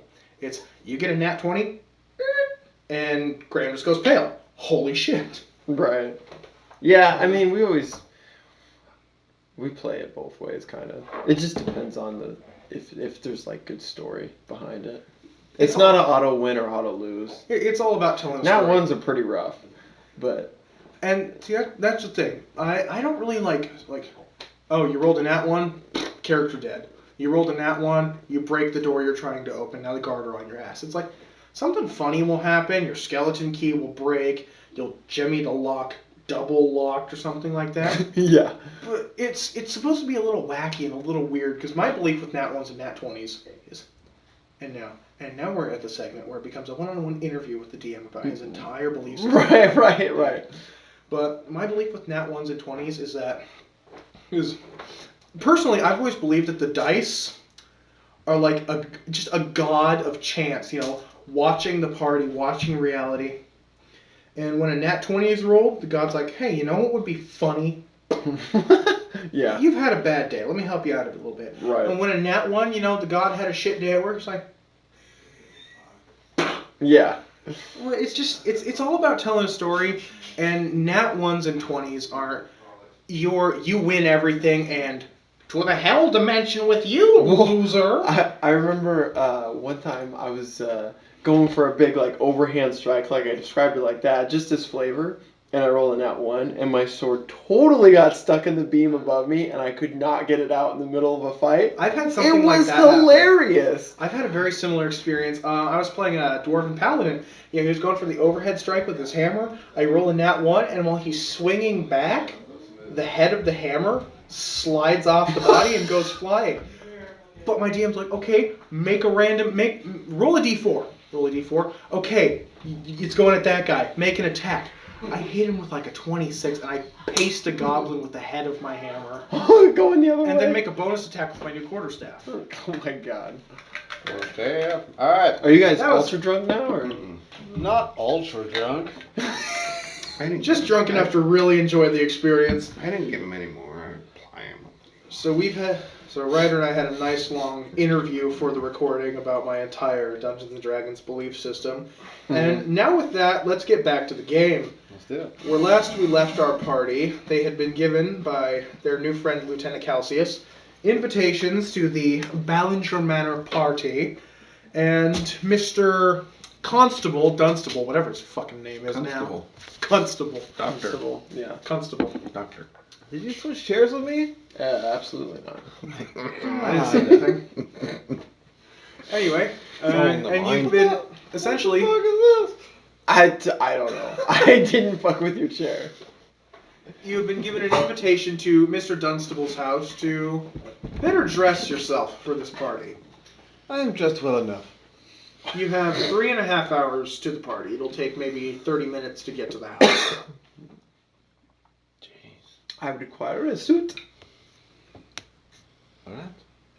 We got paid, let's go get tailored. Are we walking?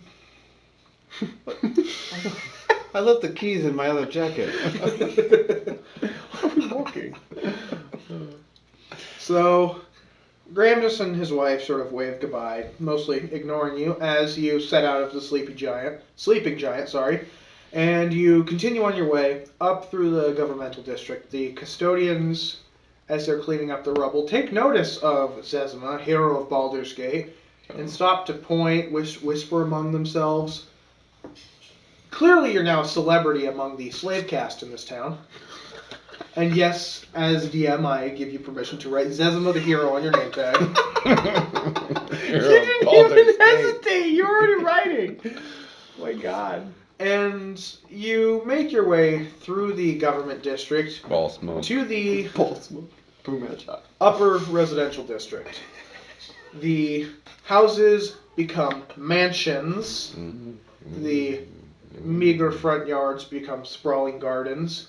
And you find yourself at the address of the Dunstable Manor. There is a man standing out front in a little gatehouse wearing not a yellow, I'm pretty sure the term is gambeson for the under armor, like padding, so I'm just going to go with that. Not a yellow one of the Baldur's Gate City Guard, but a blue one with a red stripe that you don't recognize. And he's sitting there under candlelight reading. He doesn't have armor over it, just in his gambeson. No, but he is wearing a infantryman's helmet.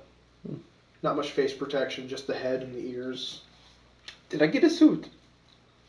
Oh, wait. That's what you're coming here to do. Okay, yeah. I The understand. carpets match. Balboa knows all.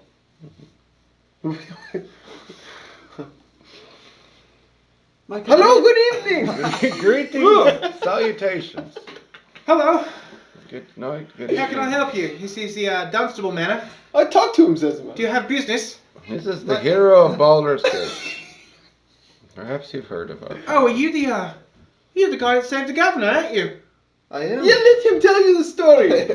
Sorry, I'm going to a 7-8 minute story of how I did it. My companions here need attire. We are attending a party of nobility tonight. Oh, yes.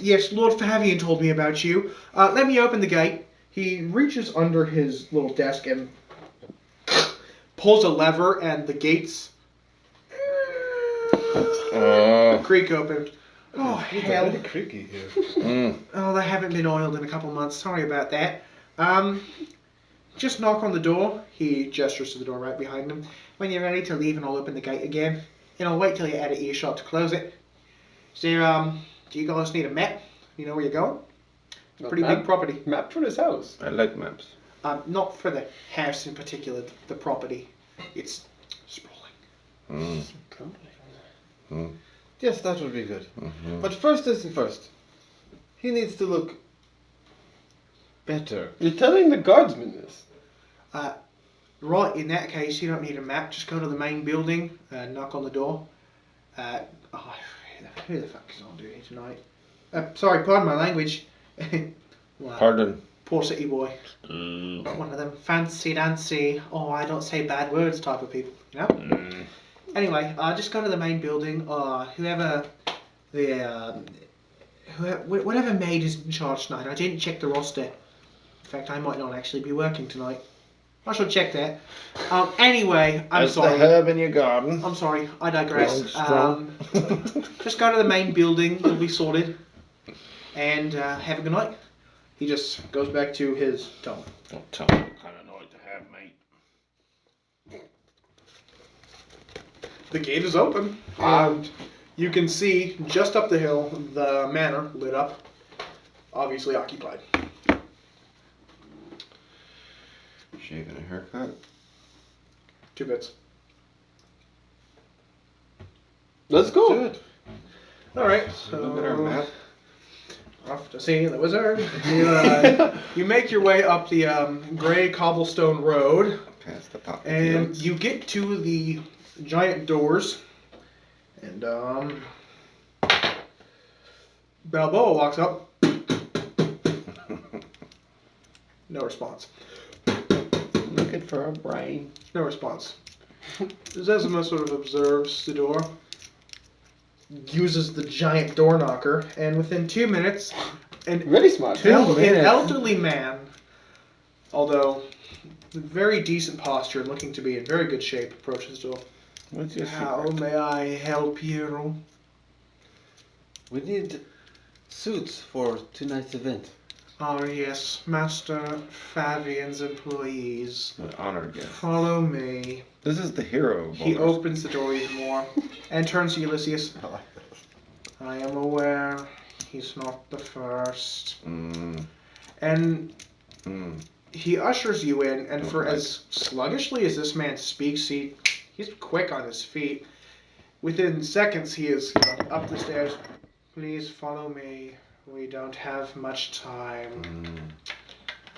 And as you follow him, you are escorted up the stairs, up another flight of stairs, and on the third floor of the manor, you are ushered into what is essentially a massive wardrobe full of, nice men's clothing with a little pedestal in the mirrors like you would see in a wedding dress store or any other fine clothing establishment. All the wedding dress stores I've been in. Is there a tailor on call? Is there a style you would prefer, sir? The Lord Dunstable has acquired clothing from all over the realms. I would like tasteful robes that pillow like the sands of time. Ah, yes. A native of the East, I'm sure. Yes? He's looking for wool, very scratchy.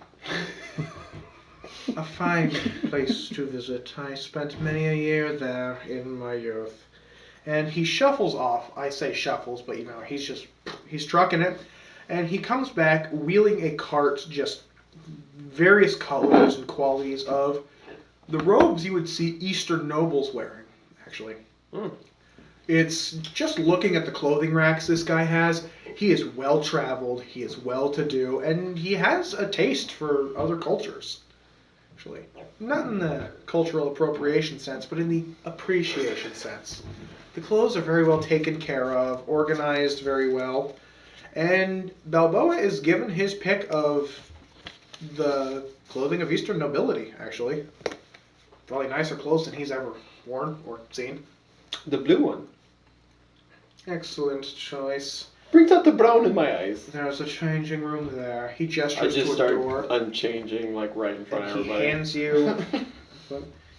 I whisper to these guys. I will give you privacy. And he just turns around and He's faces a very away. he's quite Do we want to ask him about this bird bridge? Bird bridge. Anything he might know? He seems very astute.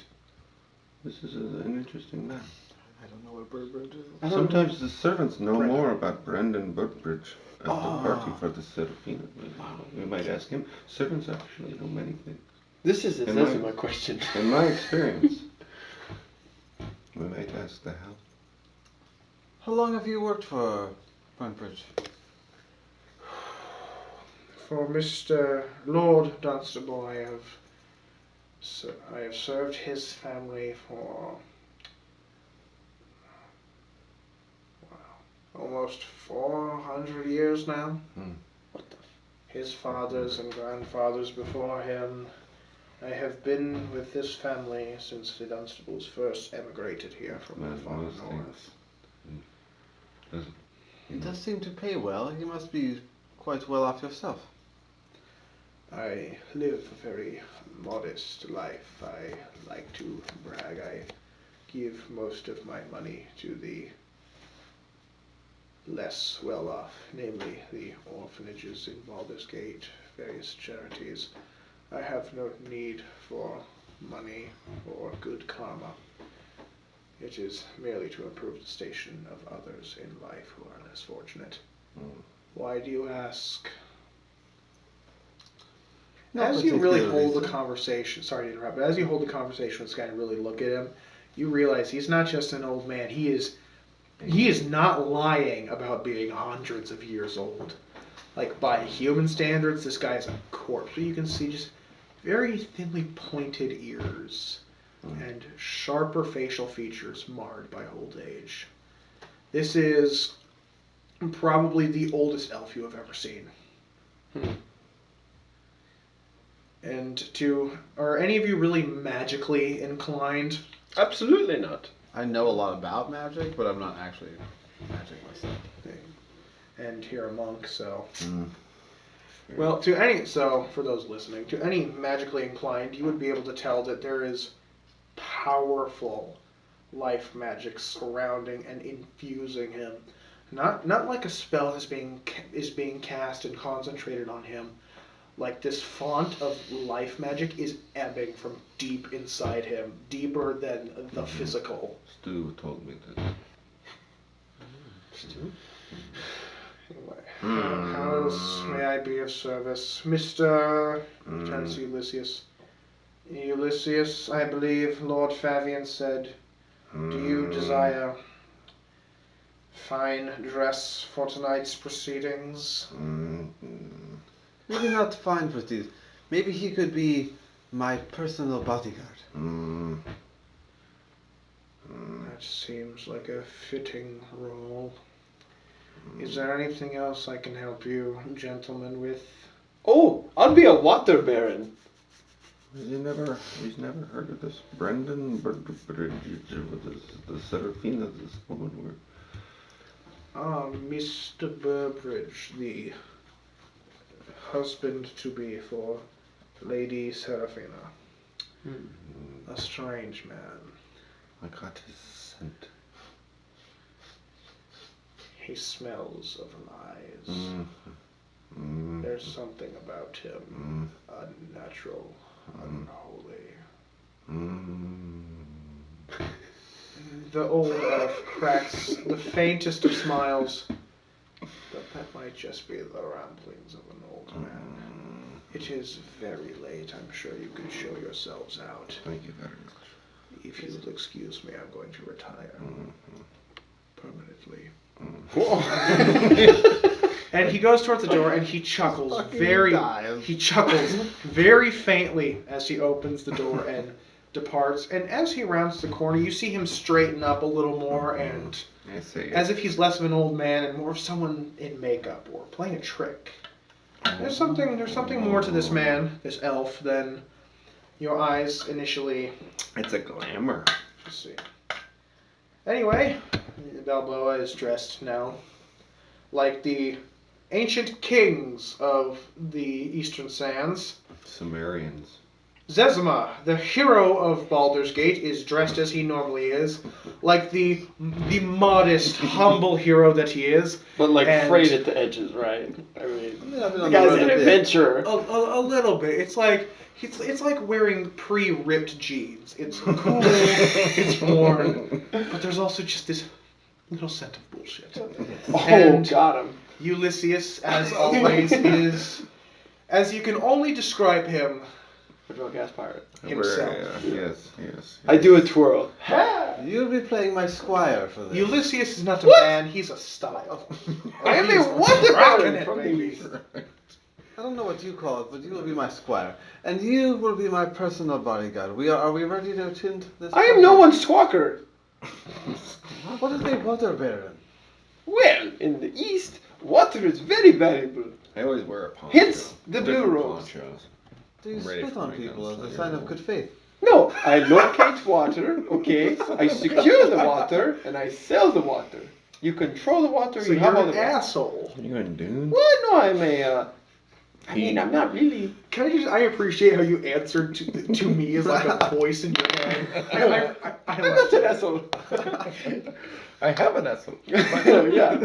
Now listen. No, listen closely. No one's gonna believe that you're a big deal, okay? I don't know. Oh, I seem to think- believe that I'm a big deal. It I is- am the it is- hero of Baldur's Gate. It seems understood, but Not to actual big deals. Have you seen the crossbow? Yes, that won't impress nobles. Have you looked down the scope? I have dealt with many nobles in my times. They pay me to fight many times. I killed for them. They will not be impressed by you. You're not invited to my party. Alright. Alright, so as the party bickers and banters once again, as they normally do, and makes their way out of the manor, you hear very faintly in the distance the gate creaking open once again. Fucking gates. I would like. And as you arrive, Why did you they close see- it? Security reasons. See, the night watchman is holding just a little container of oil and trying to Oh, there you go. maintenance the gates. We get him some gold. Or an ear. As you pass, he looks up. Wow. Boy, Lord Fabian really sorted you out well. What do I look like? You look like one of them Eastern water barons. Yes! He knows. What does he look like? Desperate? Well, he looks like a Go on, say it. a pretty well-to-do elven adventurer. One of those pompous wild hunt types, no offense. But I'm not from the wild. I'm a high elf. No, Get back to your gate. yeah, Not the old stuff. You one of them, you one of I them value high this elf man's boys judgment. who, I flip him a silver. He catches it. puts Smack it it on. out of there. Oh, man. Make a dex check. not from the wild. You look like one of those rich elven boys who their mums and dads paid for them to go on the wild hunt, in the Feywild. I'll write a book about it. Hashtag picked. I'm just kidding. I'm just kidding. You look like the hero of Baldur's Gate. It's honestly kind of what I had in mind. Just an adventurer. Oh, friend, there's brown all over your nose. I don't know what happened. I mean, I've seen better looking adventurers than him, but gotta admit, he did do good work today. Will travels Let's go fast. to the fucking party. What the Baron? Thank you. Goodbye. Does mean squire where you come from, right? Well, Pretty much. Yes, let's go. No. I walk away. Your character is evil. I mean, whatever. there's a lot of. He goes back to oiling the gate. We gotta oil it. We're just gonna have two Okay. stories. Let's go. Okay. So Squire. it takes about 25 minutes of You are walking. beyond him. You are above him. With Yes. and as you start to walk I towards like how we both the said yes to that. towards the Ballinger residence, you start to accumulate a crowd. You just sort of fall in with other nobles, just listen in on passing conversation, and try and blend in. You talk to one person like, "Yeah, we're going to the Ballinger party. What about you?" That's of course that's why you're walking with us. Really awkward laugh, and they distance themselves in the group. Anyway, you make it to the manor, and if you thought Mr. Dunstable's property was big, holy shit, this thing's massive. It's almost impossible to describe how large this property is in such a dense city as Baldur's Gate. The manor is just immense, probably 7 stories, hundreds of square feet. Not even get close to 1,000. What I'm trying to say is, you have never seen a residence this big.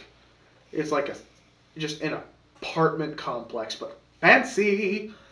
Anyway, so you make your way towards the glowing orange light of lanterns in the garden. And while we're walking, I'm like telling the nobles, I'm like, and then I said, we'll take the eaters. Great idea, right?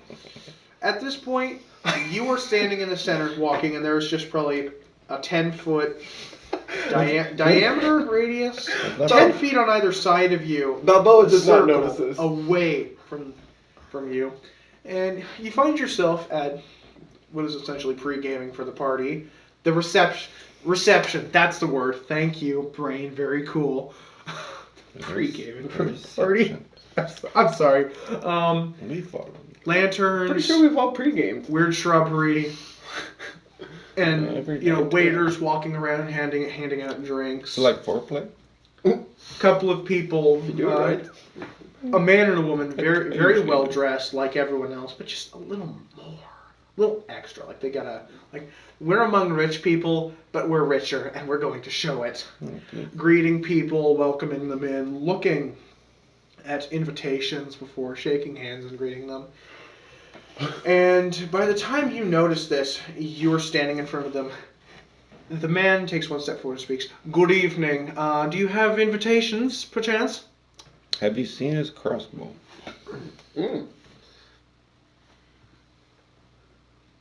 Talk to my squire. Just as a note, you did take the invitations and the lieutenant's letter when you left. Whose party is this?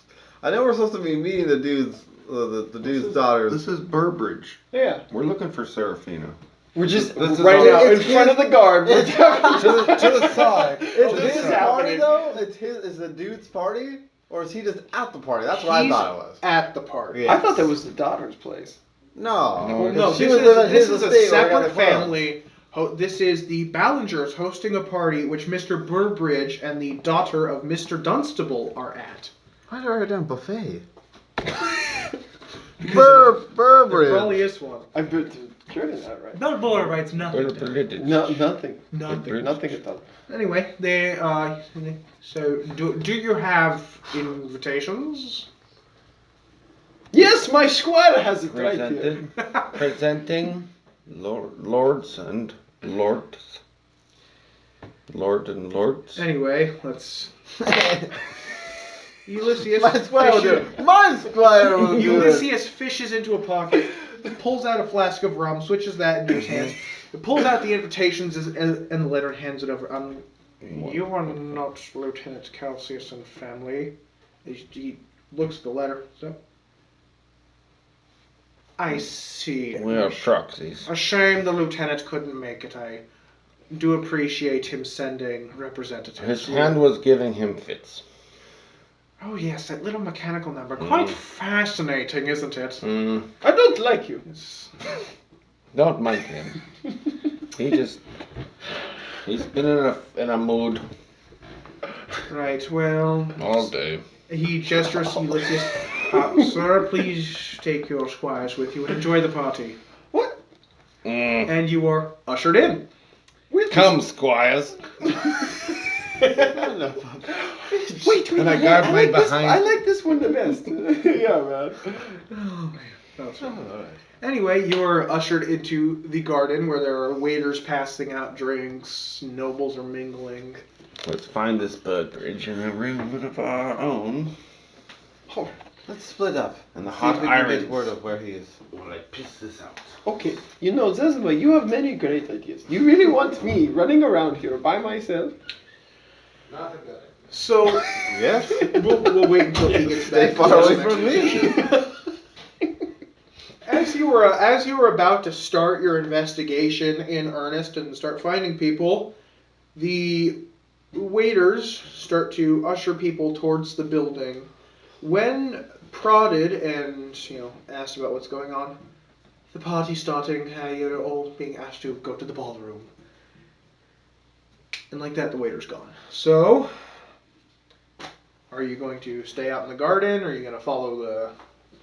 Do people seem to be staying in the garden, or is everyone seem to be Everyone's starting to shuffle towards the ballroom. Some people are staying back to finish conversations, but a majority of the people are making their way in. Probably a good 76%. 75%. Why did I say 76? 75%. I'm gonna like just kind of hang back a little bit and see if I see any strange characters. Anybody acting strange, other than us. Alright, so I'm assuming you two are following the majority of the group. I want to go in. Like, Okay, so as you enter the ballroom, you are awestruck that such glamour and excess could exist in a city such as Baldur's Gate, where beggars sit penniless on every street corner and families starve every day as there's not enough food to go around.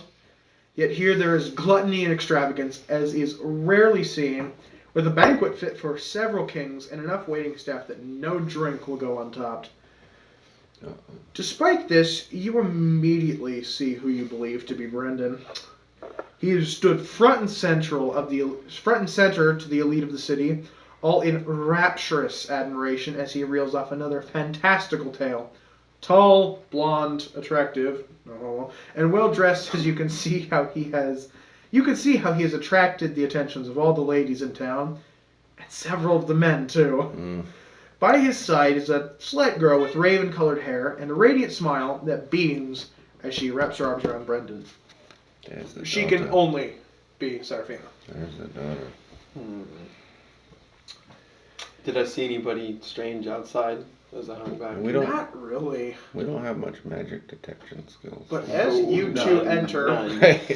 an older man and a woman with her arm through his approach you, and accost you. Who are you? Who's this? You have to ask. See the both of you. I've never seen either of you before in my life. How did you get in here? I am Lord Zezima, from the Isle of Biaka. And who are you? I am Lord Ballinger. This is my party, and you weren't invited. Ballinger. You can get the memo, Ballinger? Will I have to call security, sir, or do you have a reason to be here? I was invited. Not by me, you weren't. You may have been behind in the times. I am the new hero of Baldur's Gate. There's one of those every week. Well, I am this week's. And I'm here at your party at your request. It's my request? No. He turns to his wife. Did you invite him? She shakes her head. How did you get in? Whose invitation did you steal? No stealing. There was no stealing. It was, But if you have an explanation, please afford it to me. we whisper. We're very, very close. We have to watch Lord Birdbridge. He could be in a direct threat tonight. We've heard rumors from Calcius. But please keep it quiet. He pauses a moment. I do apologize. It's just we've had so many people try and Tut, tut, these tut, tut. parties. We are Sir, very. We are. excuse me. Excuse me. You must be the representatives of Lieutenant Calcius. He wrote ahead to inform me he wouldn't be coming tonight. I do apologize. We've had many party crashers. Some of them have gotten violent. I'm sure you're aware of the clickety-clack. Anyway, again, my sincerest apologies. Please enjoy the party. I'll be out of your hair now. And Lord Ballinger takes his wife and goes to greet other people. Oh, wait, before you go, Yes. we are interested in speaking to Bumbridge? What's his name? Burbridge, I think. Burbridge. He seems to be yes. somewhat of a guest of honor. Not by any intent, but by pure, natural charisma. He's quite the young man. I'm sure he would love to speak to you. He somehow manages to make time for everybody. He's just over there. I'm sure you see the spectacle. All you must do is approach and introduce yourselves. I'm sure he will take time. Well, we can see his testicle. Thank you. And like that, the Ballingers disappear, clearly embarrassed by the entire situation. Well, this has that effect. This ponchos. This is about when I come back, like walking. Yeah, up. so Like, so for Balboa. so Balboa the Water Baron rejoins Zezima the hero and Ulysses the Ulysses. yeah. Quite right. What have you found out? Huh? We found our man. I saw no one outside. It was a total waste of He's time. right there. What? Oh.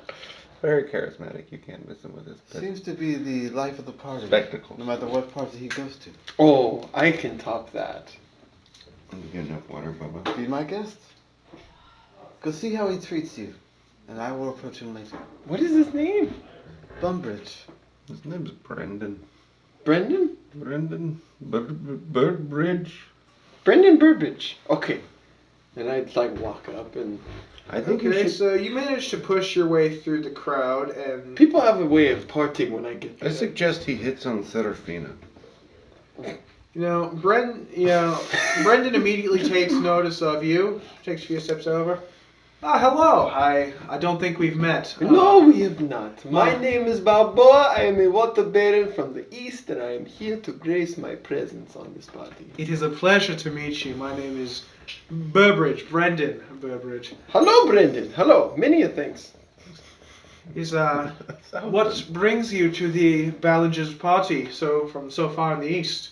Well, I've heard tell of the wonderful parties you throw here, and I was drawn to your natural charisma. I cannot take credit for the parties. I was just a guest, merely. The Lord and Lady Ballinger know how to throw one hell of a bash. Is that right? Well, when does the real fun begin? What do you mean, real fun? Oh, come on, When the party really kicks into high gear, when does that happen? Brendan is staring at you blank-faced, clearly no clue what you're talking about. I'm sorry, I don't understand. Well, back home, after all the peasants have left, we break out the good water. Yes, I see. The after party. That will happen. Probably around dawn. Dawn? Oh, can't wait that long. Are you thirsty? Not particularly, no. You won't have a drink with me. Well, if you're asking, I can't say no to drinking with a new friend. Ah, Zazima, bring drinks. I'm sorry. Why? Did you say Zezima? Yes, As in the hero of the week. Yes, that one. More Yes. like a day. Would you like to meet him? What is he, a squire of yours? No, it's a joke. It's a silly joke. Anyway, Zazima, he wants to meet you. I'll approach. So you must be Fuming. Zezima, then. I ignore him and stare into the daughter's eyes. Oh, yes. Get wrecked. Yes. Well, Brendan turns to his bride-to-be. Well, it seems he'd like to speak with you. I will excuse myself to drink with the Water Baron. No, my friend, come here. And Brendan disappears into the crowd with Balboa, new buddies. And the staring contest continues. But not for long, because Seraphina blinks like a human. Not like you. An unblinking, staring golem. And anyway, she extends a hand and introduces herself as... Turkey. Seraphine. Seraphina Dunstable. Just take her hand, full bow, kiss the back of her hand. The pleasure is all mine. She inquires as to how you made your way into the party. They tend not to invite the heroes. They think very low of adventurers here in the nobility's residential district. I am not your average adventurer. I am a noble in my own right. An elven noble. She seems very aware of that already. Just apparently by how you act. Have you been to the north? She shakes her head and laments that she's never been able to make it up there. I will take you sometime. It is an amazing place. She chuckles and admits that Brendan said the same thing, but it never happened. Just the politics of nobility kept them in town. And it's hard to escape. No politics would take... No politics of this place would keep me from taking you away. Make a persuasion check. Oh, shit. Oh no! Oh, that's real crap. Oh, so bad! That's so crap. 8! She chuckles, but she's clearly not believing much that you'll manage to spirit her away. She seems very set in the fact that she's going to stay here. I see how it is. Sure. You're happy where you are.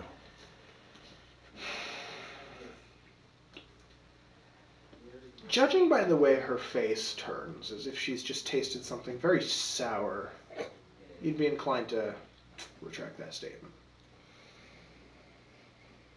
Doesn't seem like she's too happy with the current situation.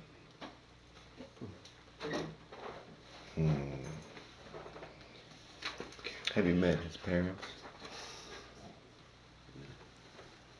So how long have you known this Bumpridge? I mean, but A couple years is all A she couple replies. years. That is quite some time. And you intend to marry this man?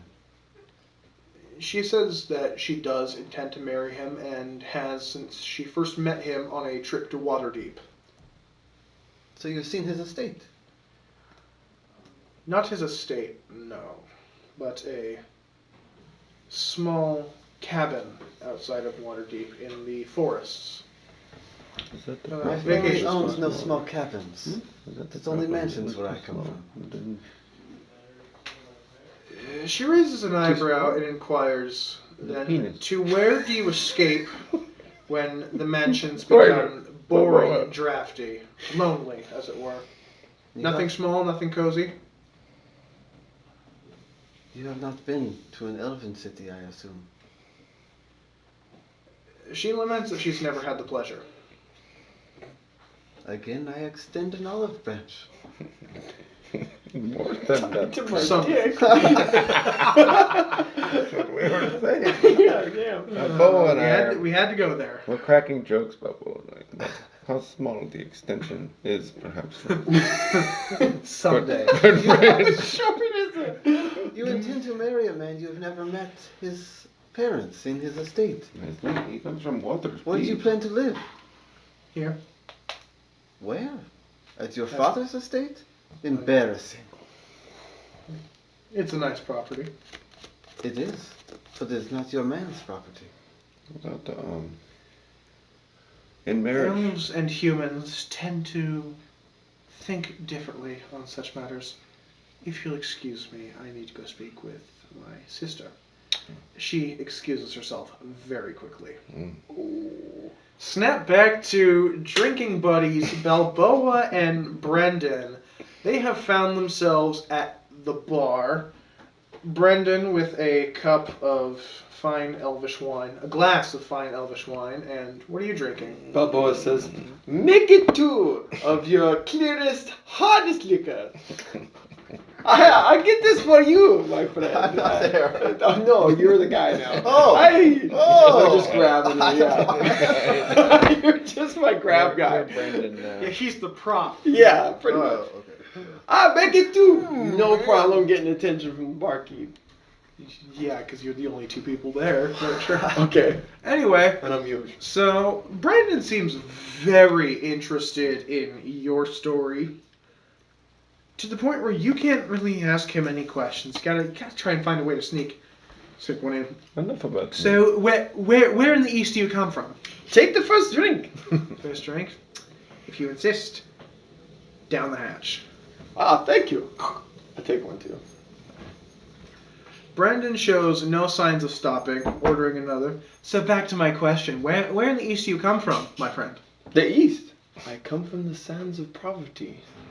poverty. Destiny, I thought. It's poverty now.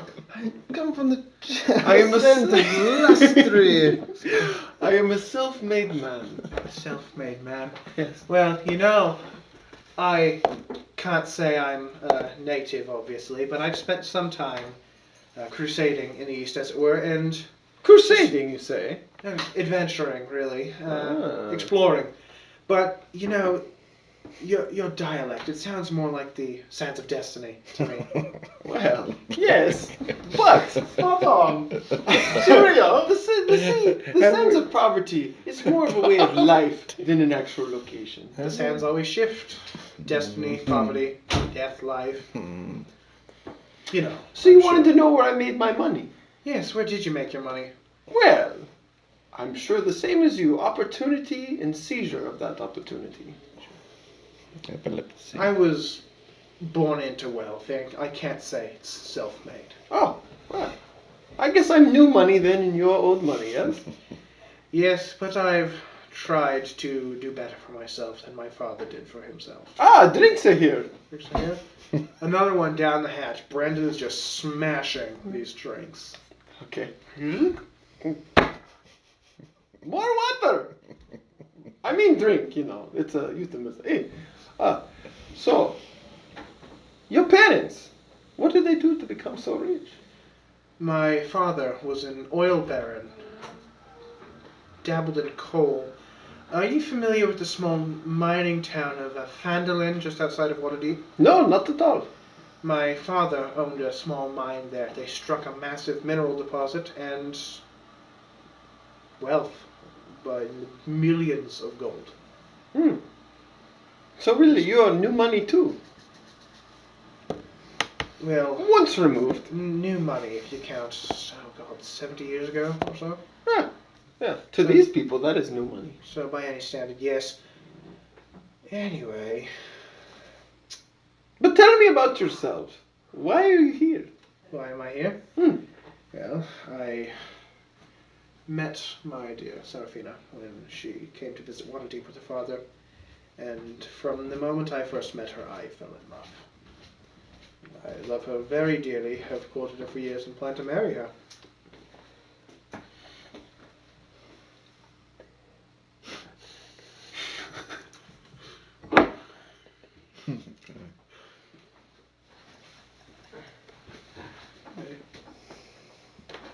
Just gonna let our star-studded water baron take a Still drink. get the water.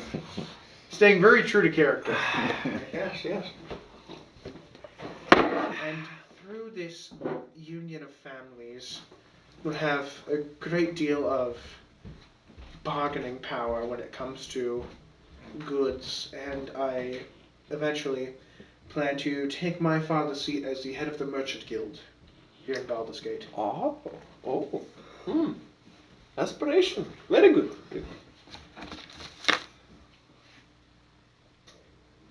Anything else I can answer for you? Oh, one friend? more round of drinks. Of course. Keep. Down the hatch.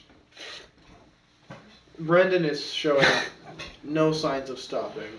It is unnatural. There's no way that this is just his iron liver. What are you? I am a man. That is all I am. Oh, very good. Very good. You know, I feel like we've grown so close these last few minutes. Well, Mr. Balboa, was it?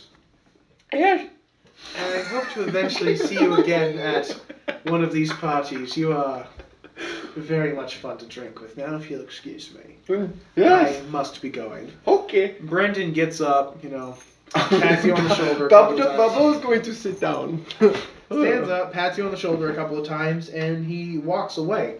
He brushes past you and says, "Excuse me. When I return, I would love to talk more about your exploits today. I want to hear the story firsthand." And makes way for one of the exits to the gardens.